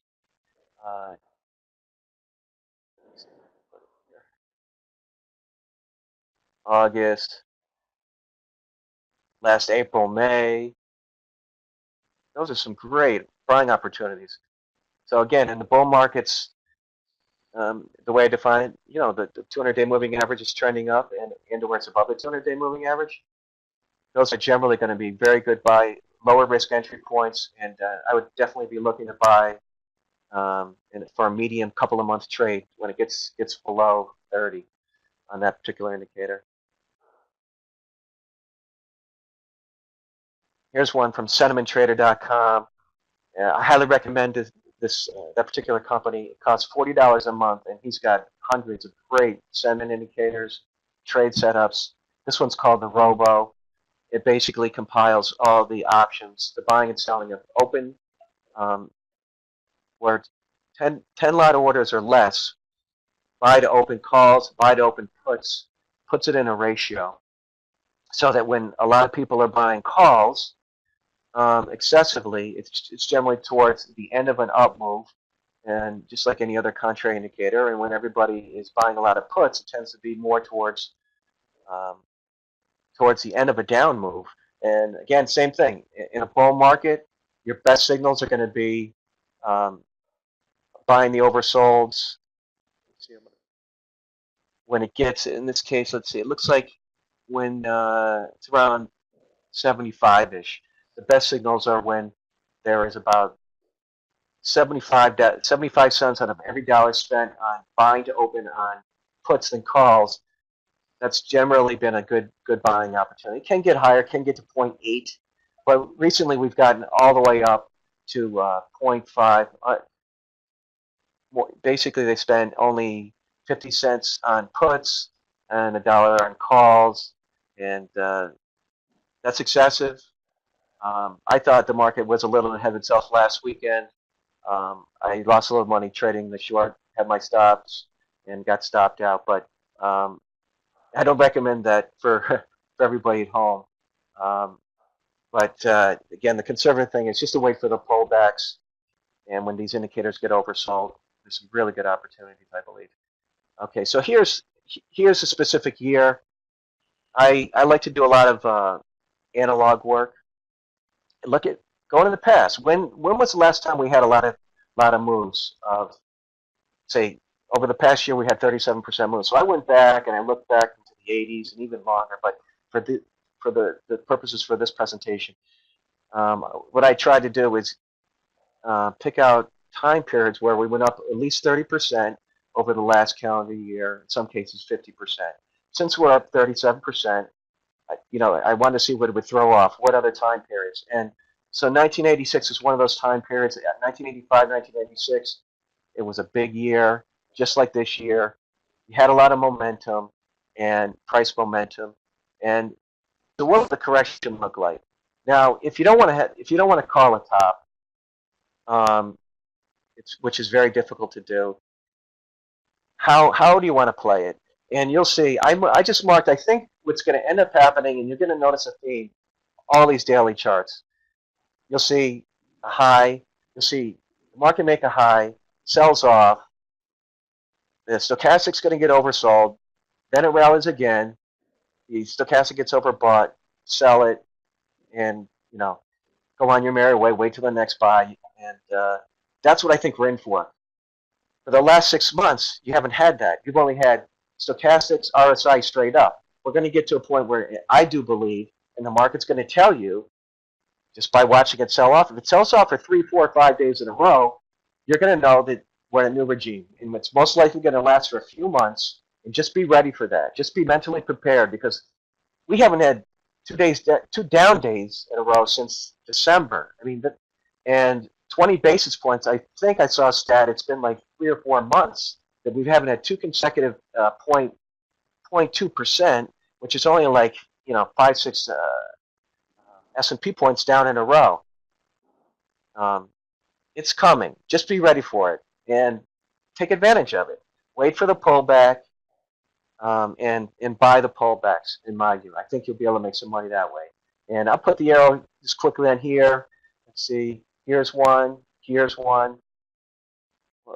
Okay. All these oversolds on the bottom, where the blue arrow going up is, they were good buying opportunities. And if you want to get real aggressive, after we do have a say 4 or 5 day pullback, like this one, this was like 4.5 days. Okay, that guy oversold. You'll know as I said, you'll know we're in a new regime. You just start to think about, okay, instead of only playing the long side, I might be able to start playing the short side in terms of the trading range. Okay, so I'm going to go, that's 1986. Okay, here's 1987. Same thing. We had a big rally the prior year. I don't know that it was, let me see what my numbers, I think it hit 32%. It was up around 32% going into March over the prior 12 months. And again, we've been up over 37%. So imminently, this may start. Who knows? I don't necessarily, calling the top is not going to be easy, but just be careful. Yeah, I have 90. Yeah, I have 96 here too. It's coming up, because I do believe that one is. It really feels like this one the most, the current market, in terms of 96. The 95 was huge, like 17, and a very few pullbacks of like 3-4%. That's the most similar. But I was just showing. So here's 1987. The same thing. You get into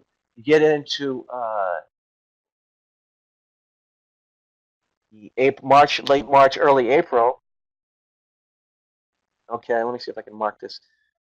Okay, same thing. You get this 2, 3, 4 day pullbacks. Stochastic starts to get oversold, but you'll know you're in a new regime once we finally get one of these pullbacks. I don't know when that's going to be, but that's that. I don't have it. The later part of '87, but everybody know. Most people, the old timers, will know that that's when the crash happened. We lost about 19% or so in a day.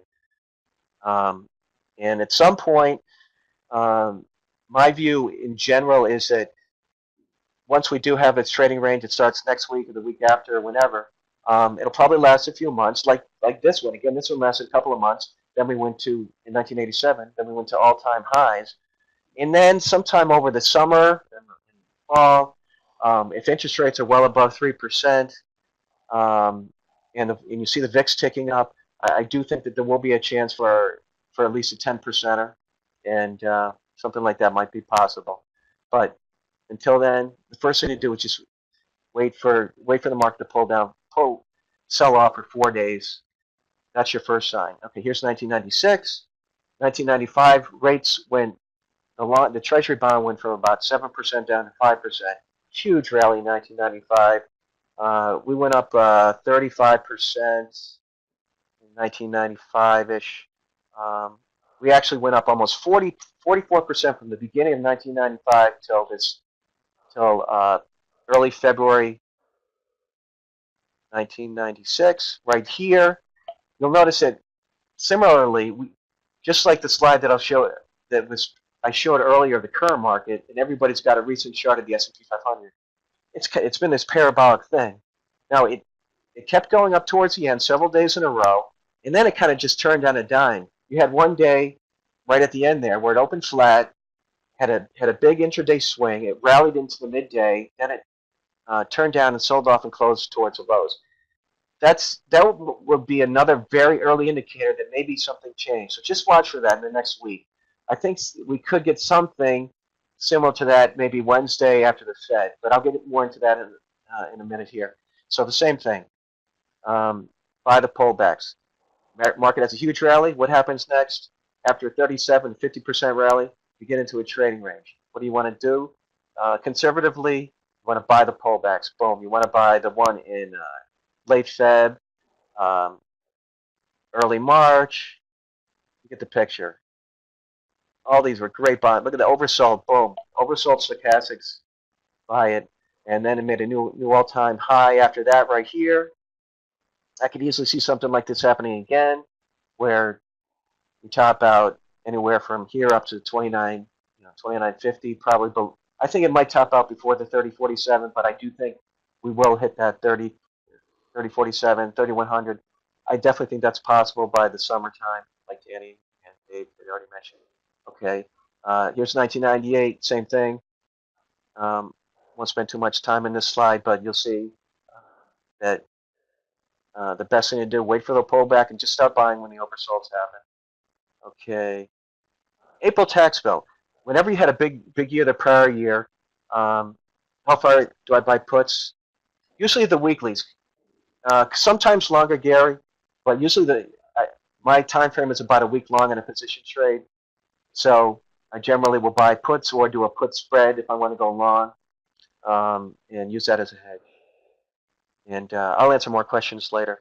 The April. So what happens is you have a huge up year, 95, and I'll just go back real quick on these. You look at if you look in the April here, you'll notice that we had kind of a starter step in April. You'll see here, and a lot of that's due to the fact that people made so much money in the prior year trading that they got to pay their taxes. So that money comes out of their trading account generally.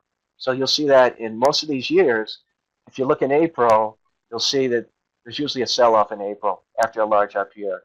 And every year that all these big up years that I posted, there's a sell-off in April. Same thing across the board. So just be aware of that. That's a possibility.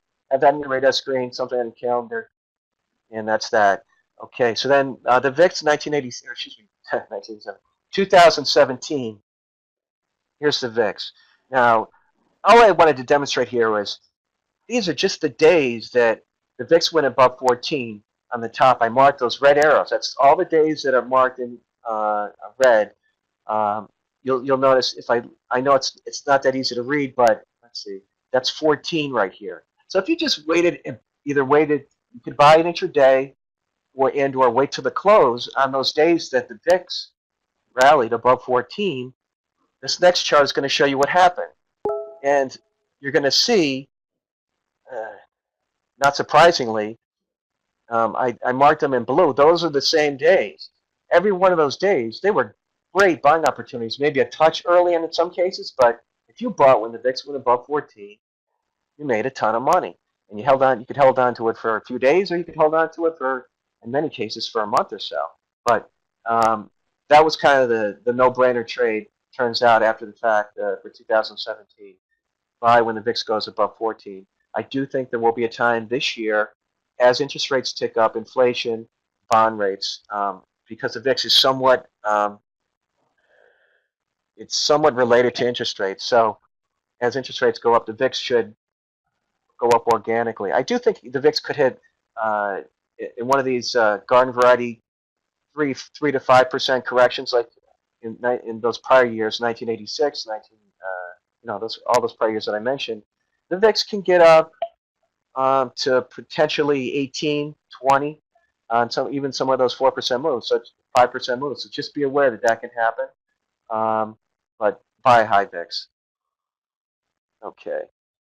I'm going to go to the next slide here. Danny was kind enough to give me a little room on this one. The walkaway trade, and I never used that term before. Danny came up with it in the traders. I like it. It's nice. Where what happens on the last day of the month is a rebalancing toward the all the pension funds have a requirement to be 60%, 60% stocks and 40% bonds. And when that gets out of whack, they have a charter. They must buy their charter, or they have a fiduciary responsibility, and they can get sued if they're out of whack. So by the end of the month, they need to, when the stock market goes way up, we're up 7% in this January so far. And this came from an article, and let me see if I'll post it in the room, because it's actually got it buried. Some guys say it has to go up, that for every percent of the stock market. I'll try to get that later. Anyway, for every percent that the stock market goes up, one guy said that they'll have to buy $25 billion worth of bonds by the end of the month, which is this Wednesday, which is a lot of bonds since we're up 7%. It also means that there's going to be stock for sale, because since the equity market's up 7%, it's no longer 60% of their portfolio. It'll be 64, 65% of the portfolio, and they have to trim that. So they have to sell stocks by Wednesday. And a lot of times what happens is it'll sell off late in the day, the last day of the month, and sometimes it starts the day before, which in this case would be Tuesday. And it did happen at the end of the year. Danny mentioned that trade earlier. There was a huge sell imbalance on the close on Wednesday, and it was these pension funds. Now, remember, they want to try and get close to 60% as possible stocks and 40% bonds. So they don't want to have to go back twice. So they don't try and front run it too much, because they don't have to sell stocks and then have to buy stocks. So they generally do wait, because they don't want to have they don't want to have a lot of commissions and have to go in and out. So they wait as long as they can. So that is coming. So just be aware of that. I think there could be a little blip into midweek down in the market, right into the FOMC. And here's just one example of it. You'll see late 2013, we were probably up around 5% into late January. And you'll see that in the last 2 days of the month, the market sold off. A lot of times, once you get that sell-off, people walk away. The buyers walk away. They know that it's for sale. Okay, I'm going to buy a discount at the close on, in this case, on Wednesday. So then they do end up buying it, and then the following day, the opposite happens. It's kind of the boomerang effect. All those people that were waiting to buy, they're on the sidelines, and they buy on Wednesday. Excuse me, in this case, Thursday. They'll buy the next day, and the first day of the month is very strong. And Danny's got the MIM indicator. It'll probably, instead of showing a big couple $1 billion for sale, perhaps on Tuesday or Wednesday, on Thursday it could show the opposite. So just be aware of that. The other thing that's going to happen on this Thursday that you should know about is Google and Apple and Amazon all report on Thursday. So that is a bullish catalyst. I do believe if the bond market, if the stocks sell off into Wednesday, that we may even get 1%. That's optimistic, but you never know. It's possible. If we close the lows on Wednesday, there's a little, what I like to call is a carrot for Thursday's close. People probably, since they're expecting decent earnings, would want to be long going into the earnings, and you could pop. So that's just something to be aware of. And let's see. That does it for the presentation wise. I did want to talk real briefly about one quick thing, is that they were talking about what happens at the end of the day and the market on closes. Okay, keep in mind the other thing that you don't know and nobody knows like for example on Friday, They were showing 700 billion for sale. Some of that could have been early. I mean, could have been pension funds, and they were trying to start selling the portfolio ahead of the rebalancing for the end of the quarter. They know they've got to sell billions of dollars worth of stocks. That was offset. When you rally very big on a particular day, um, at the end of the day, there are these 2-for-1 leverage funds that are 2-for-1 leverage for the market, and they wait to the last 15 minutes. If the market's up, in this case, say 20 handles or so, 25 handles, they have to be aggressively long because they've got to match their benchmark. So they don't show their hand till very late in the day. And I was mentioning this to Danny yesterday. These guys always come in late, and especially on the up days. If the market is flat and the MIM is, say, for example, $800 million for sale, it's less likely that the MIM will flip. It's more likely that the MIM is going to flip, as Danny calls it. It's when the market is up on the day. The more that it's up, the more that the 2-for-1 hedge fund, especially the 2-for-1 mutual funds, have to buy, the leverage funds. They're big buyers. On a Friday, when there's less volume, there are less sellers. There's less. If they've got to buy a lot of shares, there's nobody that will sell it to them. So they got to pay up, and that's the game. Those are the good seat people. They can figure out who's going to be buying late, who's going to have to buy. Because this game is all about force buying, force selling, and the pain trade. And you've been getting your head ripped off selling it. But I just wanted to throw that out there. And that's about it. If anybody has any questions, I know it's been a kind of long day, and I went over. Sorry for going over, guys. If anybody has any questions, let me know.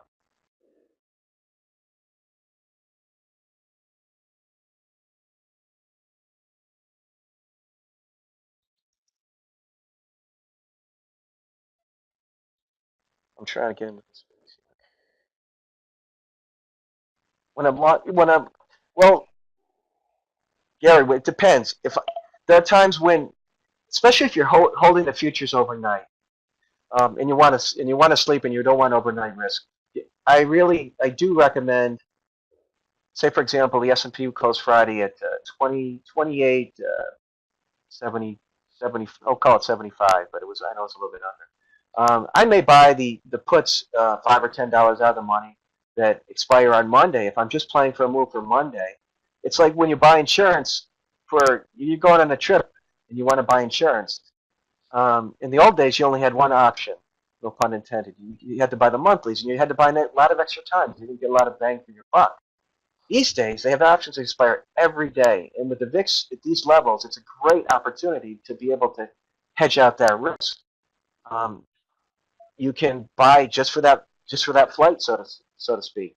You don't know what's going to happen overnight, especially with this. If you're long, lately it's been gapping up every day, but there could be a North Korea incident, or Trump says something, NAFTA, whatever. You don't want to be left holding the bag. So I generally want to buy puts. Maybe if I buy it at 28.75, I want to buy the puts $5 or $10 out, just to hedge. You could go a little bit further, but what it does is it just basically says, okay, if I buy the options that are $10 out of the money in SPX, I know my maximum loss is going to be the difference between my buy price, $28.75, and $28.65 plus the premium that I pay. So it might be $13, but at least I have that certainty. And it's something to consider. If I'm going to hold on to it for a week, I'll buy the weekly puts or the weekly calls if I want to go short. Yeah, they do have to buy the bonds. Well, in this case, there's going to be huge bond buy. And one thing I do want to mention, and for the really short-term guys, is there might be an opportunity if you see 10-year bonds, the TNX, the rates holding up the first few days of the week, because there is going to be. I do think there could be. One guy says $25 billion, another guy says over $100 billion to buy U.S. Treasuries. That is a huge support over the next few days for the 10-year bond. So interest rates may actually go down in yield for the next few days, but that could be really fake news. if they only tread water and with $100 billion worth of buying, that tells you that that area of the market is actually very weak. If we stay around, or if we go up in yield at 270 going into Thursdays, they have to buy over $100 billion worth of treasuries across the curve, mostly in the long end. And if they're going to be buying those through Wednesday, and then they're going to all of a sudden they're going to stop. They're going to leave the market. Nobody's going to replace them. So I do believe Thursday, people who want to play in that market, you might want to try the really short-term TLT puts. Buy them late on Wednesday, especially if rates are 265 or 260. Yeah, look at the weeklies, the dailies, yeah, quarterlies, whatever you want to do. But I would liken this one to like the air, just one flight. Buy the ones for Friday or something. Very speculative money. I think the TLT could go down on Thursday, Friday. Keep that in mind. And that also has an effect for equities. If rates spike, for example, if they went up to like 275, 280, that will affect equities, and I do believe it will have a negative effect. But with the calendar this week, you've got so much. You've got the CPI on Monday. The State of the Union was a hugely bullish event last year, and that's one reason why we rallied late Friday. Trump may unveil an infrastructure idea, spending a couple trillion, or I don't even know. There could be other surprises we don't know about. So people are afraid to short. And the FOMC, most of you guys know about this. Most of the gains in the last 20 years literally have come if you bought the day before the FOMC and sold after the day of the FOMC, it was about 75% of all the gains in the stock market over the last 20 years. So just keep that in mind. So that's normally a bullish event. And the jobs report's on Friday, and watch the wages. And then you have all these earnings. These tech earnings are huge, and that's the other reason why I do believe there's been a bid to the market. They've been waiting. They've had these positions for a while, and this is the big payday. Now, could be sell the news event. Friday after they report. Sometimes you get to sell the news.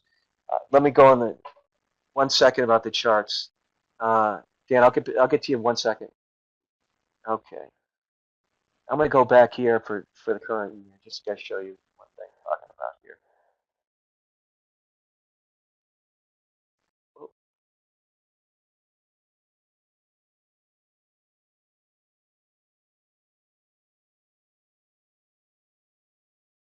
Okay. So here's the current.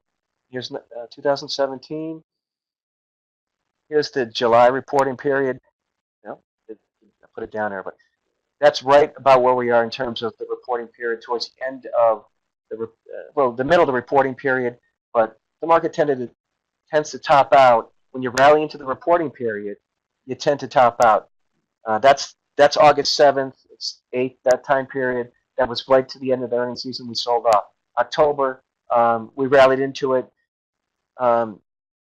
We rallied into the earnings. We didn't really sell off, but we started to go sideways, and we didn't really go. We went up a little bit early in November. Just keep in mind, it's a buy the rumor, sell the news event. Generally, when you're rallying into it, the market has already anticipated the good earnings. They're waiting to see what the CEOs are going to say about tax reform and the projected earnings. Most of that's probably factored into the market. So just keep that in mind along here. That's all I have, Danny.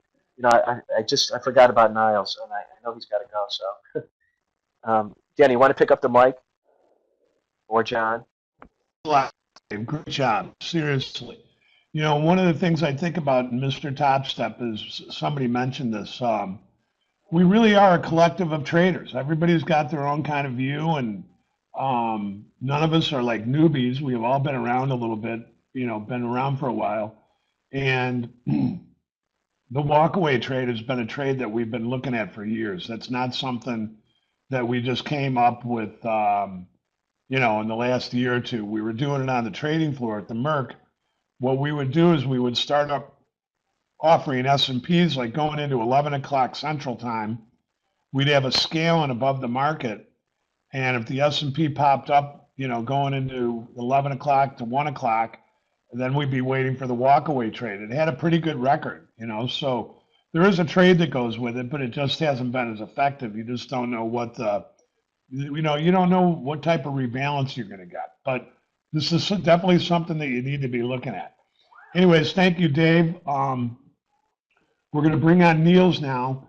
And what I can tell you about Niels is that his product has become really, really popular.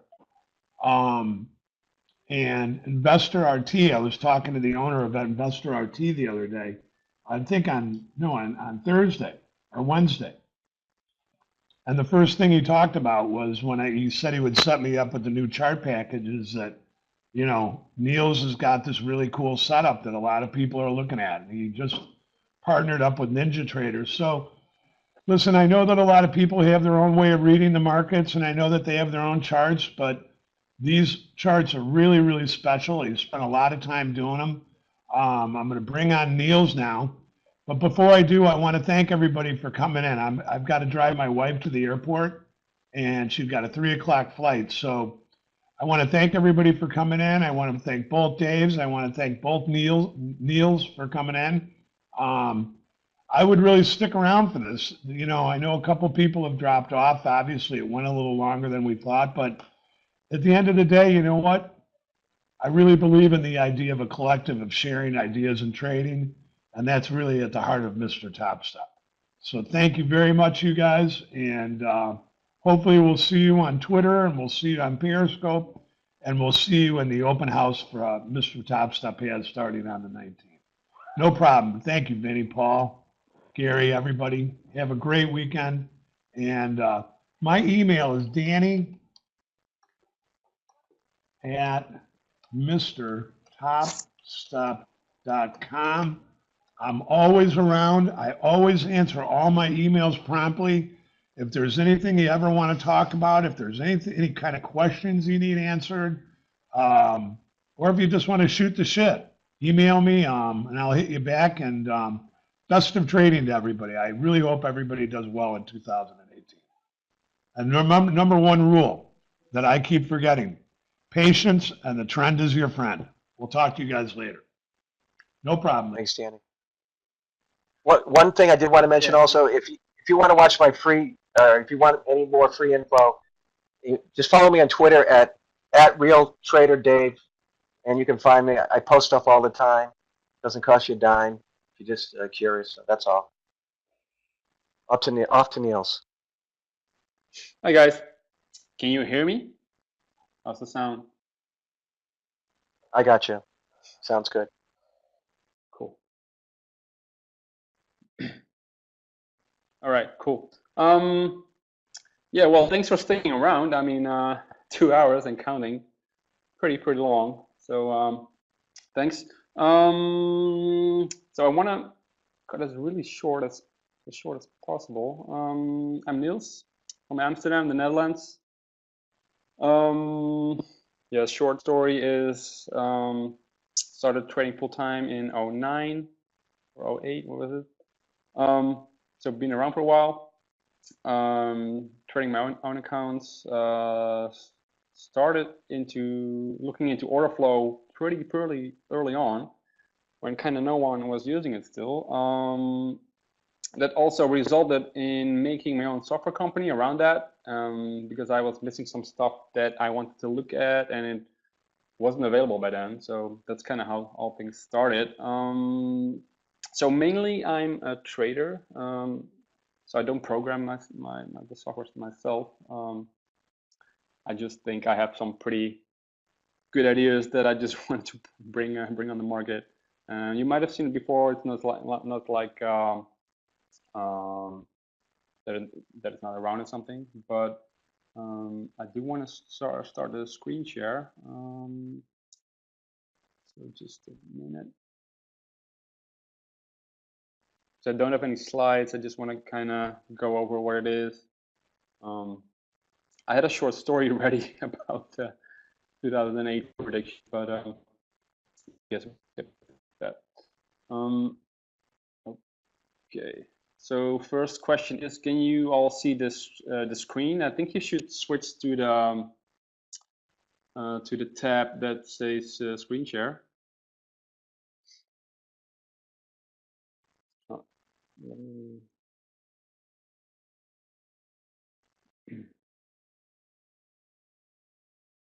Just a minute, I can see the screen myself, so I'm trying to log into the with another computer.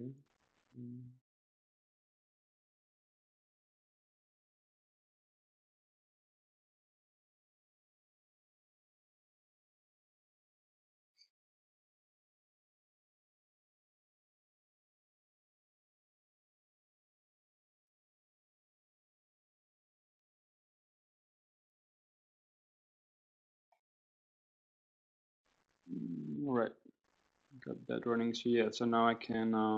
Okay, so now I can read the chat. That I think that's kind of, it will be good. So this is not my trading computer. Mainly I do testing here, so I'll try to stop you guys. So what's here is just normal bar chart with magenta PLC levels. Is everyone kind of or a little bit familiar with order flow market, or do you want me to go over that?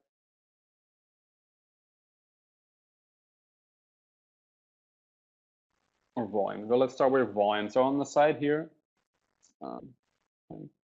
that's the volume.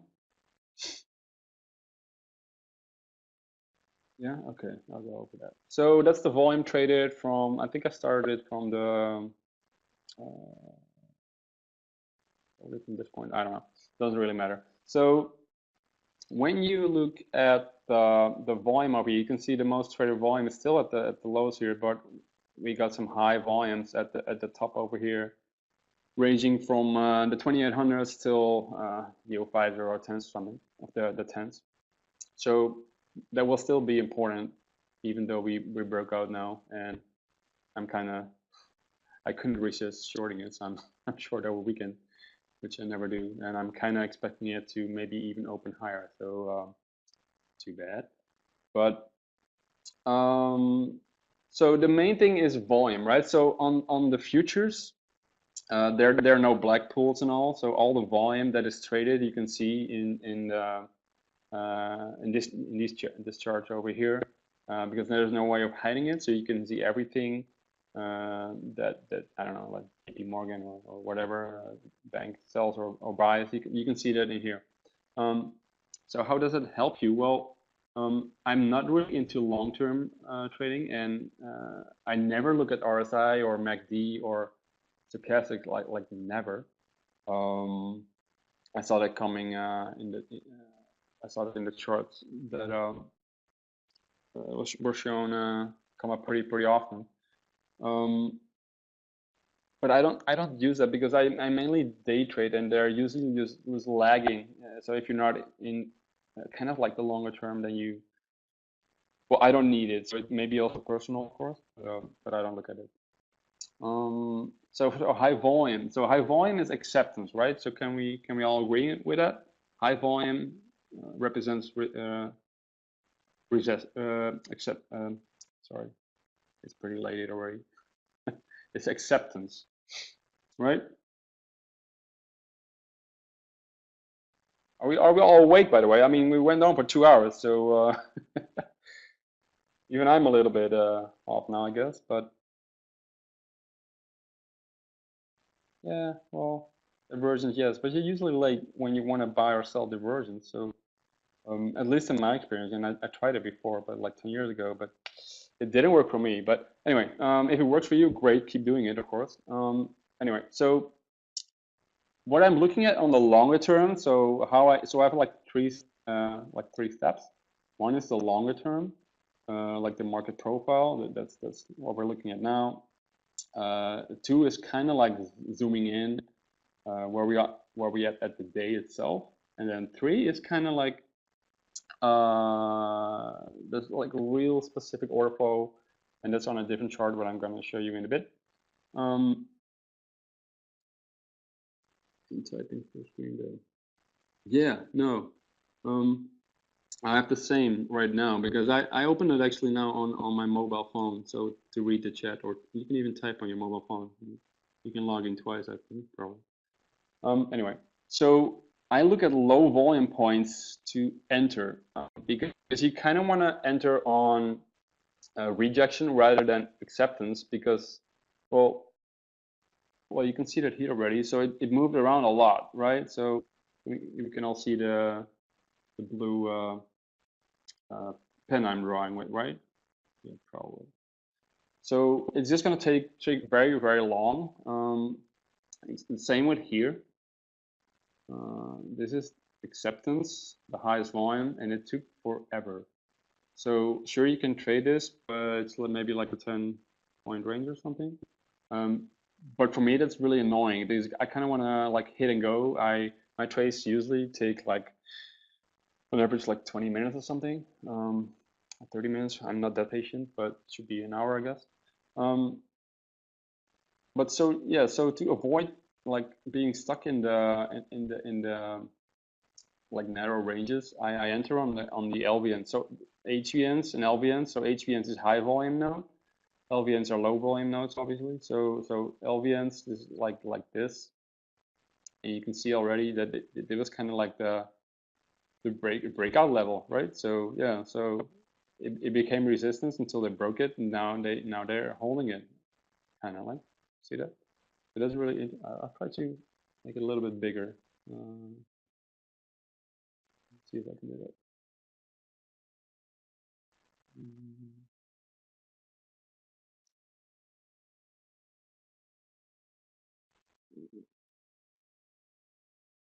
I seem to change the.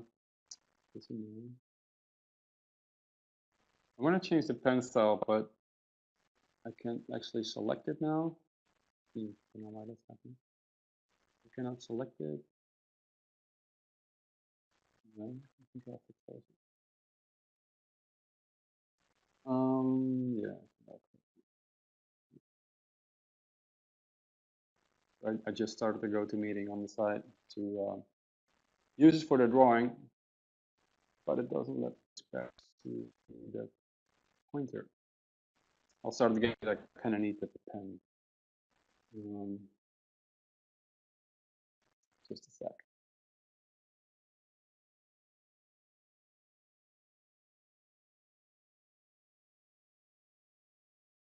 All right. Get back. There we go. Okay. Cool. Anyways, I think this concept is kind of clear, I guess. So I think I'll move on to the next chart. If not, let me know, by the way.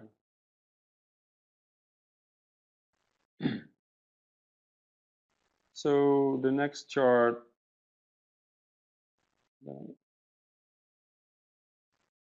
is this one. This is kind of like the chart that I used. Can we all see that? Did it update? Probably some delay, but yep, cool. Can you also see numbers? I try to maybe make it a little bigger, but so here are numbers on the left side and on the right side. It's called footprint charts. So the numbers on the left, those are contracts traded at the bid, right? So you have an order book with bid and offers. So if it's showing on the left side, someone aggressively sold it on the bid, right? So and if it's on the right side, someone aggressively bought it from the offer. So that means like it's an aggressive buy. So it's kind of weird to say it's solely buying, because everyone who's selling has someone on the other side who's buying, right? So that's always, since it's the zero sum game. So yeah, that's always the case. But so it's more about aggression than actually who is selling or buying. So when you look at the numbers over here, and you can see the volume that's traded. So the high volumes are highlighted over here. well, not that highlighted because I like to keep the chart as simple as possible. The time frame, yeah, well, we made our own time frame for this. So it's using it's not time based. So the reason for that is if you look at volume and you look at time based charts. So for example, if you use a 3-minute, which is pretty common, it could go on forever, right? So then you only see like a few lots trading, and then it's moving up and down. So you can actually kind of not see what's happening. You kind of want to see what's accumulated in that range. Yeah, 5 range works. Yeah. So this is a reversal. So 5 range, everything is 5 ticks, of course. So this is a reversal. Right now I have it at 8 ticks, so it's a 2-point reversal, 2-point trap. And that means it keeps going up unless it makes a pullback of 2 points or more. So here it did actually 2 points, so it made a new bar. And I annotated it on zigzag over here, 2 points. Then it makes a new bar, and if it only pulled back here to this point, 1.75, then it wouldn't make a new bar and just would continue to go up. So you kind of want to see, at least I want to see, is where the pullbacks are, where the volume is accumulated, and where they are accepting it, or yeah, it's like, yeah, it is like a point of figure chart, yeah.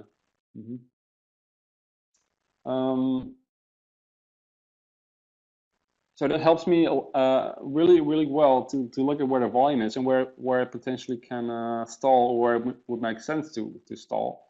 And right here, so the green, that's something else. So the green and the red numbers are imbalances. So they cross-reference. So if you have a number over here,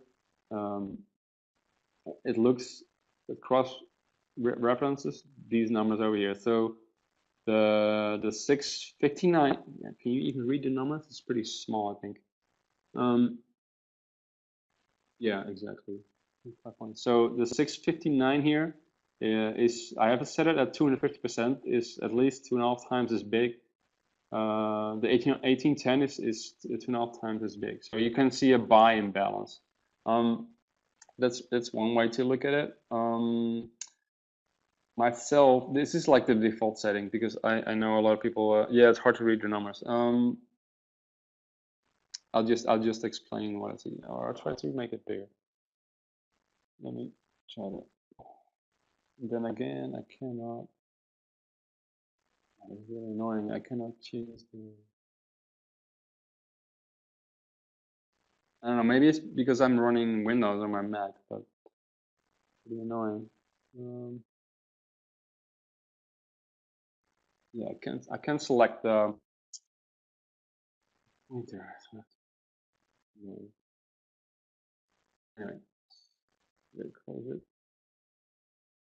I'll try to make it a little bit bigger.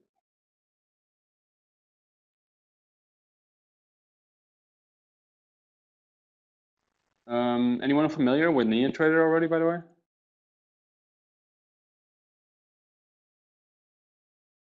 Yeah. So you probably know on NinjaTrader that you have to reload every time you make a change, right? So it has to reload all the data, all the indicators, and it can take up like a minute to make one change in the chart, right? Or not?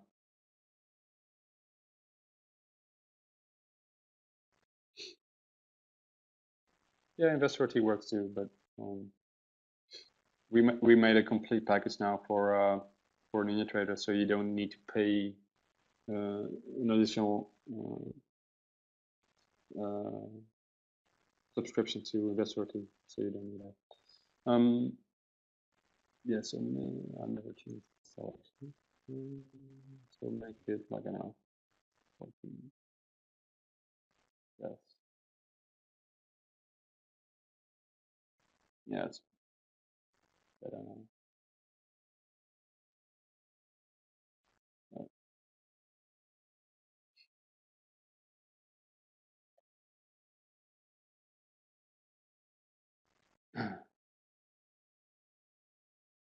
Okay.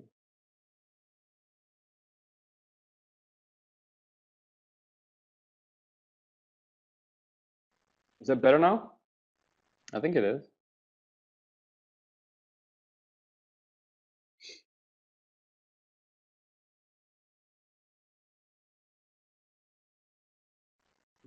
Bigger monitors. Yeah, I have two 40-inch screens where I trade off.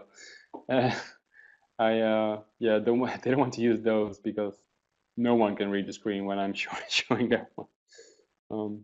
But cool. All right. So let me just use the pointer to show you guys. I don't want to keep using the 50-inch works great. Yeah.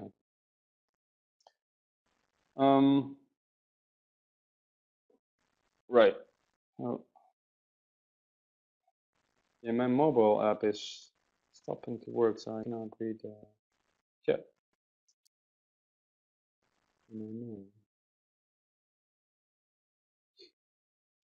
Anyway, I'll just go through with it, and then I'll read the questions later.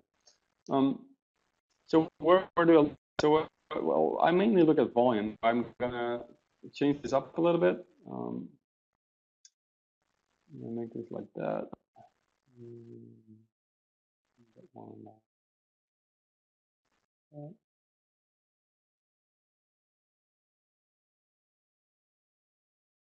And I use a filter. So we built in a filter, so you can filter the profile. So it doesn't show a profile unless it meets criteria you can set yourself. Do you look at higher volume inside the bar? Yes, I do. Yes. Yes, that's actually what I wanted to show you. So when you look at this up, so that's, the direction is clear, all right? So you can you see the bar I'm pointing out? Because I bet there was some delay. Just look at the crosshair now. Can you see that? Okay, cool. So the volume at the top part of the bar ends like here. The app dropped again. So sorry, I cannot read your questions or whatever now. I'm just going to go through with it because this is otherwise it's going to be a little bit annoying for you guys. So on the bottom part of the pullback, it stopped exactly where the volume also stopped. So I consider the one below, I consider that like my little LVN that I wanted to trade anyway on the bigger time frame, right? So this is what I use to enter on a continuation up. So in the case I wanted to go long, which I didn't actually here, I shorted. Oh no, this is not current one. Anyway, so I would buy it here, and well, my main target is like 2 or 3 points, so I just actually got 2 points. Scale out the 2 points, and then I try to let it run. So you can see already that this is pretty good entry, but they're very common. So when I scroll back, this is falling. Yeah, well, same here, right? So on the big bar up, so this is kind of choppy and not really that useful. But when I brought it over here at the 17s here, you can see a really clear thing where the volume stops and where the profile kind of ended. So, and that's where I would go long. It also works the other way around. And here, same thing over here. And what I look at, I pointed out the 2-point back. So the 2-point pullback is probably the most common pullback in the ES. But I'm looking for the most. So when looking at the profile over here, you can see a clear cutoff, right? So I would enter over here. So you're only going to be up 2 ticks, and then continue with it continues with the move. Another example, there are plenty. What's this? So this is with the open. Probably better to leave it. Then it moves up, and then it does another 2-point back right at the cutoff of the volume. and then it continues again. So yeah, it happens a lot. So it's just really stands out. I'm gonna read it. Maybe I can make it smaller so I can read your chat. Yeah, that works. Yes.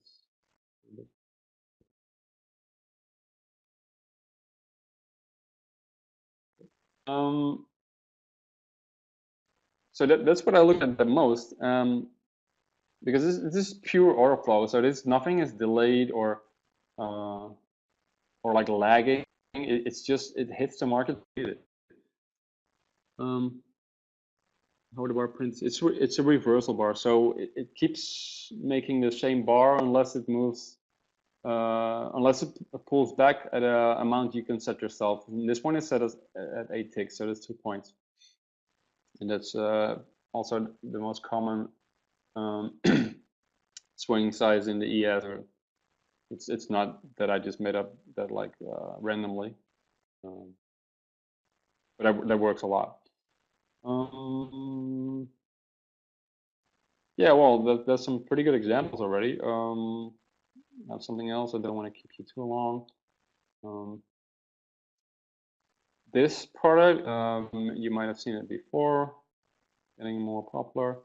So this actually prints the order book. So you have what you just saw is the footprint charts. They print actual trader volume, but you all have an order book, right? So you can see all the bids and offers, and that's actually displayed in this chart, where you can see the high bids are, the high offers are, and kind of you can get a really nice view of where the market potentially wants to trade, or where there's interest to trade, right, before it actually happens. So that's what you can see here. So you see here the white bar, and that's actually, it didn't stop the market forever, but it was a stopping point when it traded through it. Not a significant pullback, but there was something going on, right? So where do you short it? So if the high hit over here, the 22 or something, you can see the offers coming in after the highest hit, and so that's a pretty good indication that they wanna sell, right? So you have to watch the numbers on the other chart that I just showed you to actually see what is traded. But this chart gives you an excellent view of what the intention is of the traders and how they're putting in bids and offers while it's actually happening. And it records it so you can read back, so see what is changed or what is not. But so you can hear sellers coming in, and that's actually the same level that is going to be holded over here. And if you would be short here, then this also is a great level to put your stop in, right? So so there was a big offer over here, and if you're looking at a way to like get an edge on your stops as well, I always put my stop 1 or 2 ticks above the high level because it's less likely to trade through it, and it was like half the size offering over here, right? Just your logic. Anyway, so then moved down, and when it moved down, you can see the bids coming in here, right? I can use the crosshair again. Maybe it's a bit easier. So right here, you can see the white printed. So they're putting in bids. So the market is like going sideways, like chopping around. Here at the high, they're putting offers, and that also stopped the market. And you can see that's happening. It's like, well, they put it in like 5 minutes before it happened. So yeah, for me, this is a really important chart lately. So when it moved down, when it traded through those volumes, that's what ended up being a low. So yeah, does it help you? Yeah, probably. Just don't use it blindly, of course. There's no holy grail or whatever, but this is just pure like order flow information, and it's actual like info that you can see in your order book or and in these charts. So so when it moved back up, Probably the same thing happened. Yeah.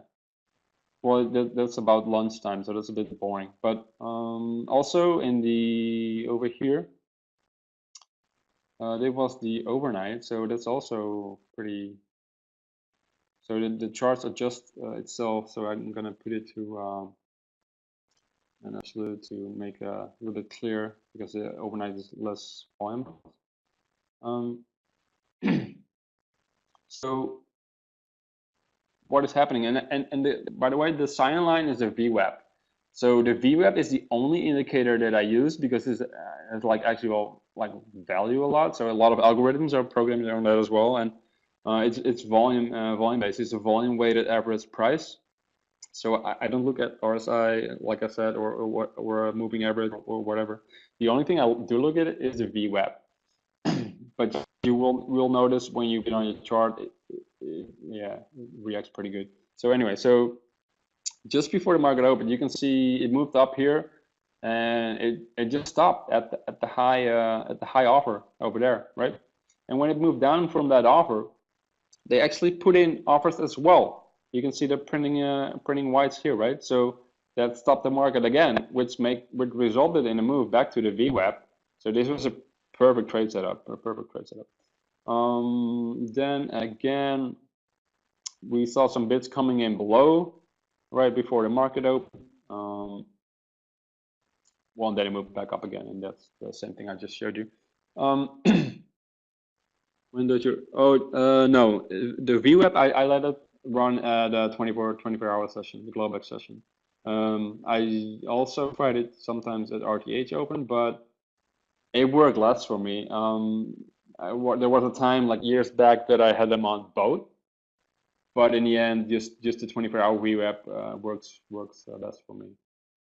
Personal preference, but for me that's work. Yeah, I think this is in short what I wanted to show you, like the time frame. Well, since this chart records the order book, I use 30 seconds. So if you want to have a really detailed view, you can use 15 seconds maybe, or you don't really care and just want to do it longer term, you can use like a 1 minute or a 2 minute. But for me, since I'm like day trading it, 30 seconds for this chart to record the order book, works best for me. So it depends what you want to do with it.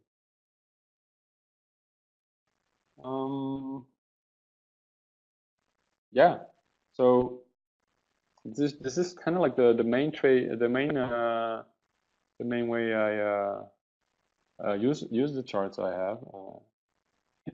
So let me check. There we go. Well, this is it in really short. Usually I go an hour, but I think I don't want to do that to you since it's almost 3 hours in. So let me just go with some questions if you have any. The tick instrument, yeah, I can do that. I cannot do that. To show the order book, I downloaded data and I let it run a replay. But yeah, I sometimes look at the tick, not really a lot, but it's similar, I guess. For your profile chart, or what?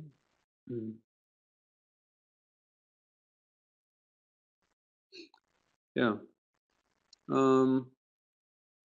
What do you mean, Larry? Like your profile charts?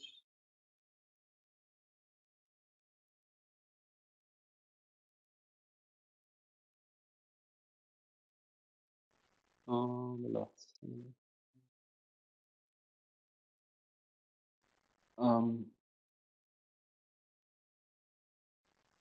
Right. Yeah. It makes more sense. Oh, right. Yeah. So, well, the normally you only see white, and I kind of felt that was not enough because you kind of want to have a little bit more in-depth view of where you are when you're zooming in on with a chart like this, what actually happened before. So on the right chart, so the left one is the current day with the beta-ask file, which you can change to, I don't know, to delta or something, or what you want. I don't know. So this is you can just use a normal volume profile colored, or well, whatever you want. So this is the current day. So, and the one on the middle is the previous day. So that's perfect to look at where previous highs and lows were, and how much volume they traded. The last, the one on the most right, that's something you can set yourself. I have it set at 5 days, and it gives me a really good view of where the market was and potentially can go, and to look at the LVN and HVN's levels while it's actually happening without looking at another chart. So that's a big help for me as well. Does that help?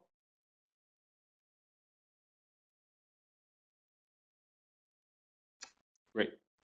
And the statistics on the bottom over here, well, you can probably read it. So this is the delta of the day, volume by volume, and the percent-wise.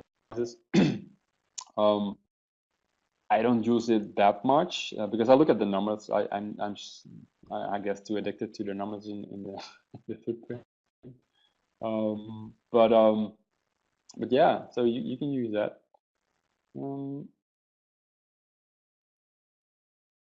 Yeah, mainly. Yeah, mainly. Yes.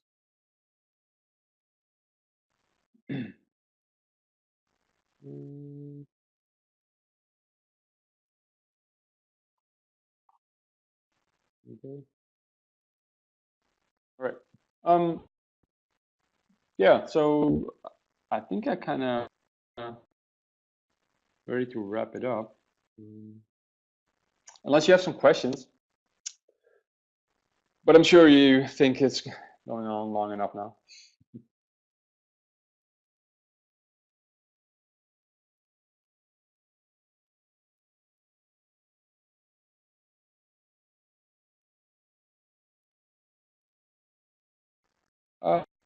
Oh, the blue.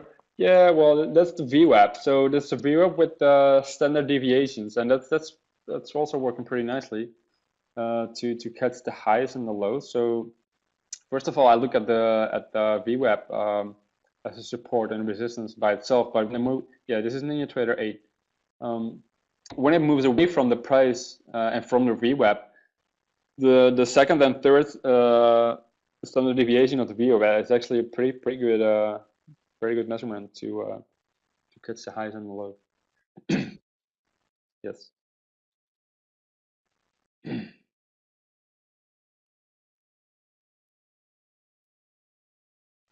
Oh yeah, so the delta here at 10K, I think started on Monday.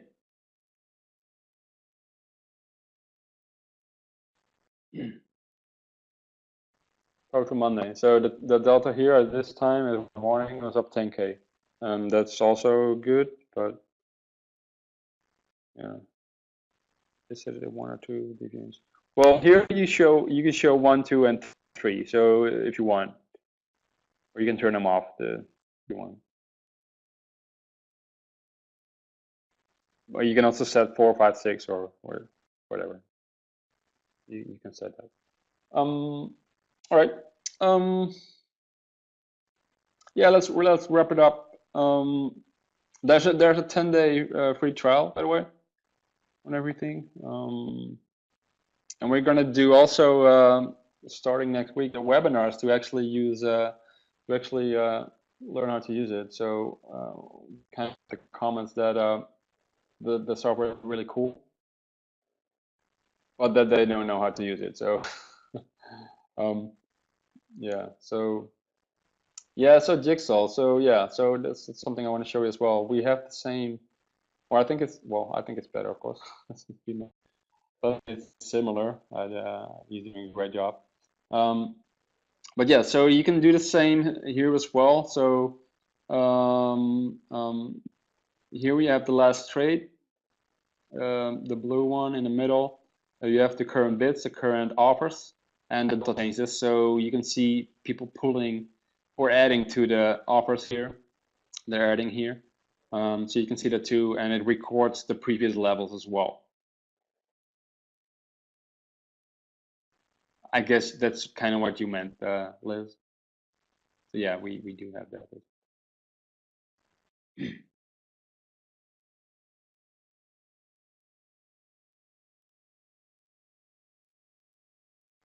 Cool.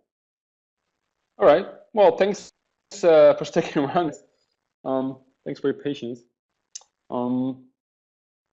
Yeah, hope to talk to you soon. And have a good one. Hey, thanks a lot, Niels. You heard Danny say he had to step away, so I'm going to close things up here real quick. This is John. I posted that link for Niels' free 10-day trial for his NinjaTrader 8 suite. I think you'll see it's a one-stop shop for all your order flow and volume analysis. It works on any product that you have data for, that is. Niels is also a daily contributor in our Iron Pro trading room. If you want to sign up for our open house, you'll catch him in action there. There's a link for that. Also, keep an eye in your inbox. I'll be sending out a YouTube recording link for the webinar today. Also links to all of our presenters' products. So thanks for sticking around. I know it was a long day. No one really thought we were going to go 3 hours. So thanks, Vinny. We had a great time being here. Thanks for showing up. We'll see everybody soon. Take care, guys. Nice work, John. Great job. Hey, thanks, Dave. Thanks for coming in. I'll talk to everybody soon. My pleasure.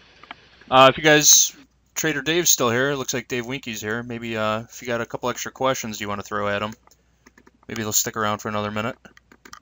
Yeah, I'm still here. Sure.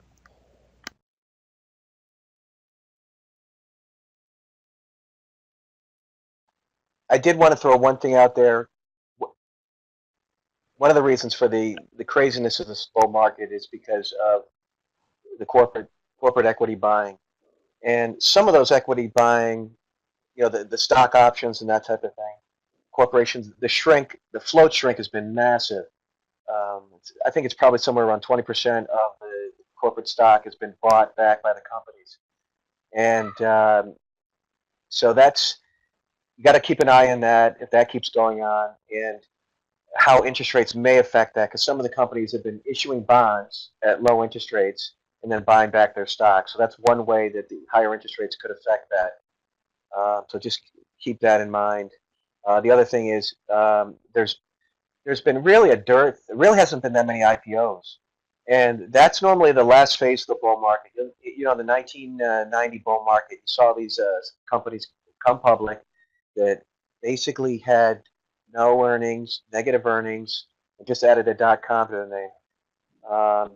So you see that's usually the mania phase and the last phase, and that's the supply that comes to the market that can affect things. And we haven't seen that, so it probably means that the bull markets, even if we do have a little bit of a correction, it's not over. Keep that in mind. When we see that, you did see a lot in the Bitcoin arena. You saw before when the market topped out, you saw all these crazy currencies, fake currencies come out, and that seems that added supply, and that was kind of the near-term top for that market. But I'm here. Yep, go ahead. How much pullback? I don't think Bill, pull back next week. I don't think it's massive. I think we could have a little bit more Tuesday and Wednesday than Monday, probably into the rebalance. Maybe 40 handles. It's probably a little bit big, but you never know. I think there'll be the following week you may have a better chance for a bigger pullback, because I think there's going to be some interest in later in the week to get back long. Once the rebalance ends, I think the Apple's earnings and all the other company earnings are going to be a factor, and the FOMC, obviously the FOMC, but also the jobs report on Friday. If interest rates really start to back up, yeah, then you're talking. If we get above 275, 280 on the 10-year late in the week, I think that that could be one of the catalysts to get one of those 4 or 5 day pullbacks that we talked about, where it could end up being 3%, 4%, but 1 day at a time. I've been burned enough trying to sell it, so I'm not overly anxious to do it unless everything lines up. Oh, okay, William. Sorry about that. Let's see what else. Yeah, WB. Yeah, he passed away. He was. There are a lot of guys in the room that follow his work. I follow it, and that was a sad loss. But there are people that try and keep up with his the way he traded, and um, it's posted in the IM Pro room. Anybody wants to try that open house? There's some good, very good traders and good stuff in there. Follow his stuff, his own stuff to a T. The time of day when moves happen, all sorts of things.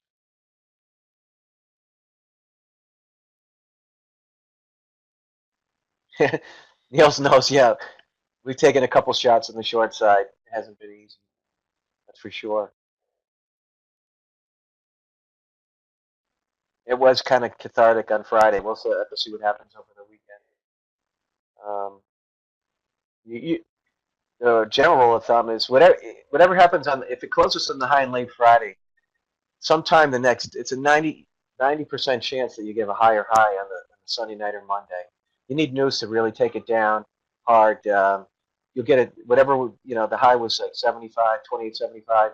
Usually take that out by a little bit. And then obviously you go into, just follow the clock. You got Asia, they open up at 7 o'clock with Japan, and then China, and then you got the European markets at 3 a.m. A lot of stuff happens there. A lot of times, to be honest with you, if you're willing to stay up, you can kind of get what I call a lean. And Niels knows about this. When the DAX and all these other markets open up in Europe, by the time they get there, you get a lot of fluff in the market. So, we could hit 85 or even 90 in the European market, 28, 85 or 90. As a value seller, that's where I might get interested a little bit to take a shot at the short side in a day trade, because you do get a lean. And that's just one up. If you're awake at 3 a.m. around there, 3, 4 a.m., a lot of times you'll see a high of the day, a high that holds. That it could even hold the whole. Sometimes it holds the whole next day. Not recently, but that's something to keep in mind. I think yeah, exactly, boredom. I think a real blow off, and you saw one in late, actually November the 30th. If you see the market opens up maybe up or flat, and then it goes up, say 20 handles intraday plus, and you see the VIX going above 12, that's a bigger sign of a blow off, and that actually can happen towards the end of a nice move. Some people would want to wait for confirmation, say it goes up, say 20, 25, and then the VIX is at 12, and then it starts to go down, turns a little bit, 5 or 10 down. That might be more of an important intraday blow off top, and it may have a little bit of legs to follow through. There is, if you go on my Twitter feed, I just posted also about the bond market, how important the 10-year yield really is, and why it affects all asset classes. And that's kind of the canary in the coal mine, in my view, is one of the things that if rates do go up, it's going to affect the value of all asset classes. And it's just something to be aware of. It affects the VIX. It affects a lot of products. So, I wouldn't get too complacent. I know a lot of people think it's a great sign if rates go up. But if rates go up quickly, there are ramifications in the equity market. That being said, if that is in fact what does cause a pullback, just like 2013, remember, that pullback was bought, and then the bond market participants that get hurt, they take their money out of the bond market, then they do end up flowing it back into equities, and they end up being equity players in the mutual funds and the ETFs. So use hiccups to buy. That's the more conservative thing. Buy the. You could just wait here, be conservative. Wait for the daily over, stochastic kid oversold. The market sells off for maybe 4 or 5 days in a row, and then that's not a bad place. I mean, that's the way I would. I was telling somebody that's just getting in the game who want to think about getting long, and afraid to buy it right here. That's what I would do. Wait for the first pullback that lasts 4 or 5 days, and it'll probably that pullback is probably viable. That'll retest the high, like in all the examples I put from the 80s, 90s. Um, just think about that. You want to buy the bull markets, buy the pullbacks. Buy the pullbacks. It's as long as the 200-day moving average is trending up, and/or it's trading above the 200-day moving average. The wind's at your back. Yeah, Trump could definitely be an issue. I think there will be a sell if we rally. This is really short-term stuff, but if we rally Monday and early Tuesday into the Fed and into even Wednesday, I think there might be a sell in the news event. It'd be a combination sell in the news and also the walk away trade where I know there's going to be a lot of pension fund money that's going to have to sell. They're going to sell automatically, just like the last day of the year. It came out. People didn't really. I've been following it for years. It happens almost every year. The last day of the year is down as the portfolio managers sell. So, that's one way to play it. Or wait for that to happen. Wait till the close Wednesday, and then buy right at the bell on Wednesday. If you bought right in the bell on the last day of the trading day of the year, obviously there was huge rewards. I don't think it's going to be quite as rewarding, but if you wait for that, literally people walk away. They don't bid for the last part of the Wednesday as the pension funds come in and do the rebalance, buy that low, and then Thursday, Apple and all these companies have their earnings. It's probably a playable moment, but I'd wait for that. If we, on the other hand, if we rally right into the close on Wednesday, I'm not going to buy that. I'm looking to buy. I'm looking to buy it if it acts like it normally does. I'm looking for a predictable pattern. I'm going to buy a pullback on Wednesday. Don't picking the highs is very tough. Wait for a down day. Exactly. Buy the pullback. And as I said earlier, we haven't had back-to-back down days since December, and it's been a long time. They're coming back. They will be back, but the next one, it could end up being we're up. We could be up pretty big intraday when we close in the lows, and maybe one of those sticks for 3, 4, or 5 days. Trying to pick the actual day to a T. It's been futile. But Danny's still obviously he's been bullish, and he's been trying buying pullbacks. He's been buying the pullbacks. Sometimes I day trade, but I'm more, my bread and butter is position trading, so I want to hold on to something for a week or so. Maybe risk like 5-10 points max in the ES, and then try to make 40 to 60 points.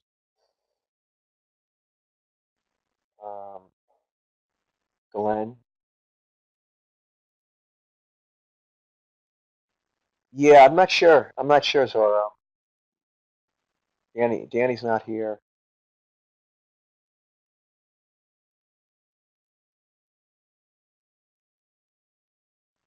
Wyckoff, yeah, he's very good.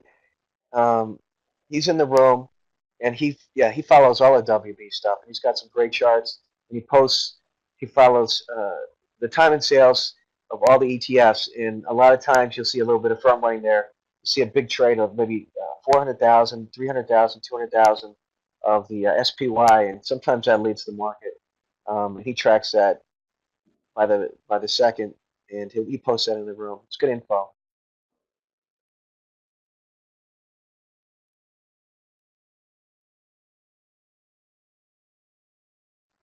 At Real Trader Dave, @ and then Real Trader Dave. Yeah, I posted an article about the bond market, the 10-year yield. I just posted it, so that guy on there is a little bit bearish about things, but it just gives you an idea of the implications of the 10-year yield are definitely wide. And Ray Dalio last week was talking about that. The 10-year bond is one of the most, everything prices off of the yield of the 10-year bond. So just keep that in mind. PEs are affected. The market's been able to withstand higher PEs because the 10-year bond is low. If that takes up, that affects the investor appetite for paying up for the PE. So just keep that in mind. Thanks, John, for posting that. Niels is in the room all the time. He's making some great counter trades, buying pullbacks and rallies there. When the trend is up, and taking defined risk on the short trades. But there are all styles in the room. People have many methodologies. A lot of people in there found the WB's got certain times a day that generally are reversal times. People trade off of that. And Marlon with his MIM has become a huge factor. And people like the MIM product.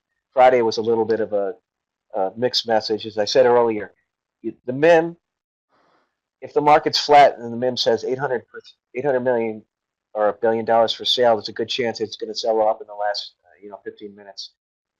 But it's different if the market's up 15, 20 handles, 20 points, and the MIM says for sale. You got to. The MIM doesn't factor in the 2-for-1 leverage funds. They're forced by the charter to match the performance the following day, the next day. So they have to make sure that they've got enough for long enough. So they wait to the very last moment.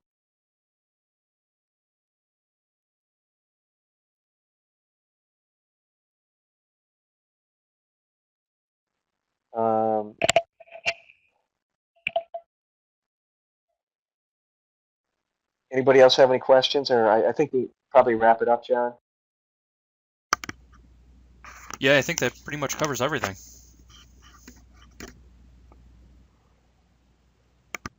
Yeah, it was fun. It was a good time. We had some good questions. And I think we could have asked the room, but I think it might be, I was telling this to Danny yesterday, is that somewhere along the way, in the beginning or the end or the middle, kind of have like the four of us, you be a moderator, or somebody be a moderator, have a few questions, or even just have the everybody in the room, kind of like they do at Davos, where everybody's on the stage. And then you kind of get a dynamic thing, where somebody may answer one way, and then someone will come back and say, "Oh, I don't agree with that for this reason." So it's kind of good to get the feedback as just opposed to the text and the slides. It's good to have the interaction, like the Barron's Roundtable. I think it's there's actually more nuggets that end up coming out when you do something like that. So just food for thought.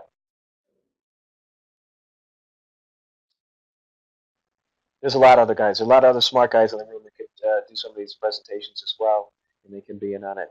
But that's that. Generally early large MIM. Lately, yeah, definitely. That's definitely been the case, Dan. The large MIM, early large sell MIMs. It's kind of a poker game. Sometimes they fake you out. They post large that they're going to sell large, and they really don't. Or sometimes they are selling large, but they're just offset by these 2-for-1 leverage funds late. They don't know anything about some of those.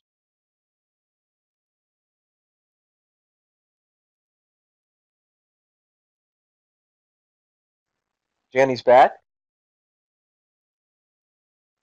Turn on your mic, D-boy.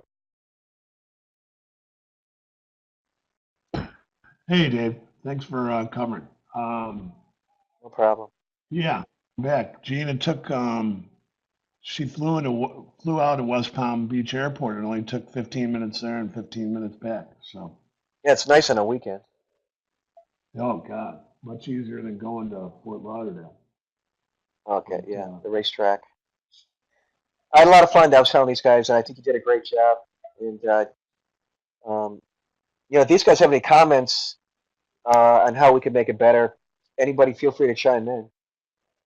Well, Yeah, well, I mean, you may be right. If we could set it up like on Google, we could do a panel like that, and that would probably be that. I think that would be cool. One of the well, I'm willing problems to I go to your think with house.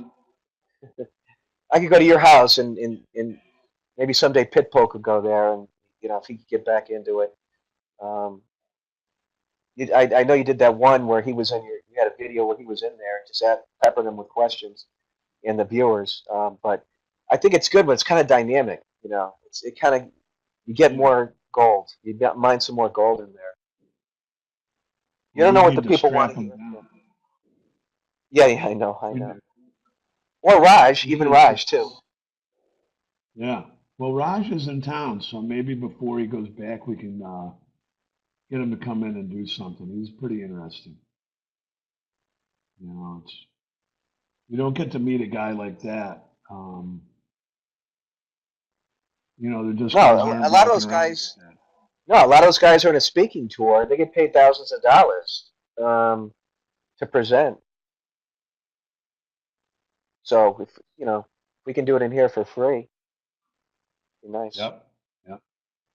All right. Well, let's call it a day. It's a 3-hour webinar. That's about the longest one I've seen for a while.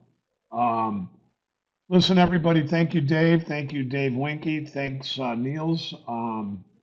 We'll be back. We're going to be going a little bit more on Periscope, and we've got the open house coming up. We hope you guys join. The open house is going to be really a good one. We've got several guys coming in. It's going to be a full week of looking at the way other people see the market. And again, I think that one of the things that we do or we've strived to do is to try to create a collective rather than one man, trying to direct the boat. This is a pretty big market, and it's always good to get the views of other people. But thanks a lot, Dave. I'm going to be signing off, and I'll give you a call in a couple of minutes.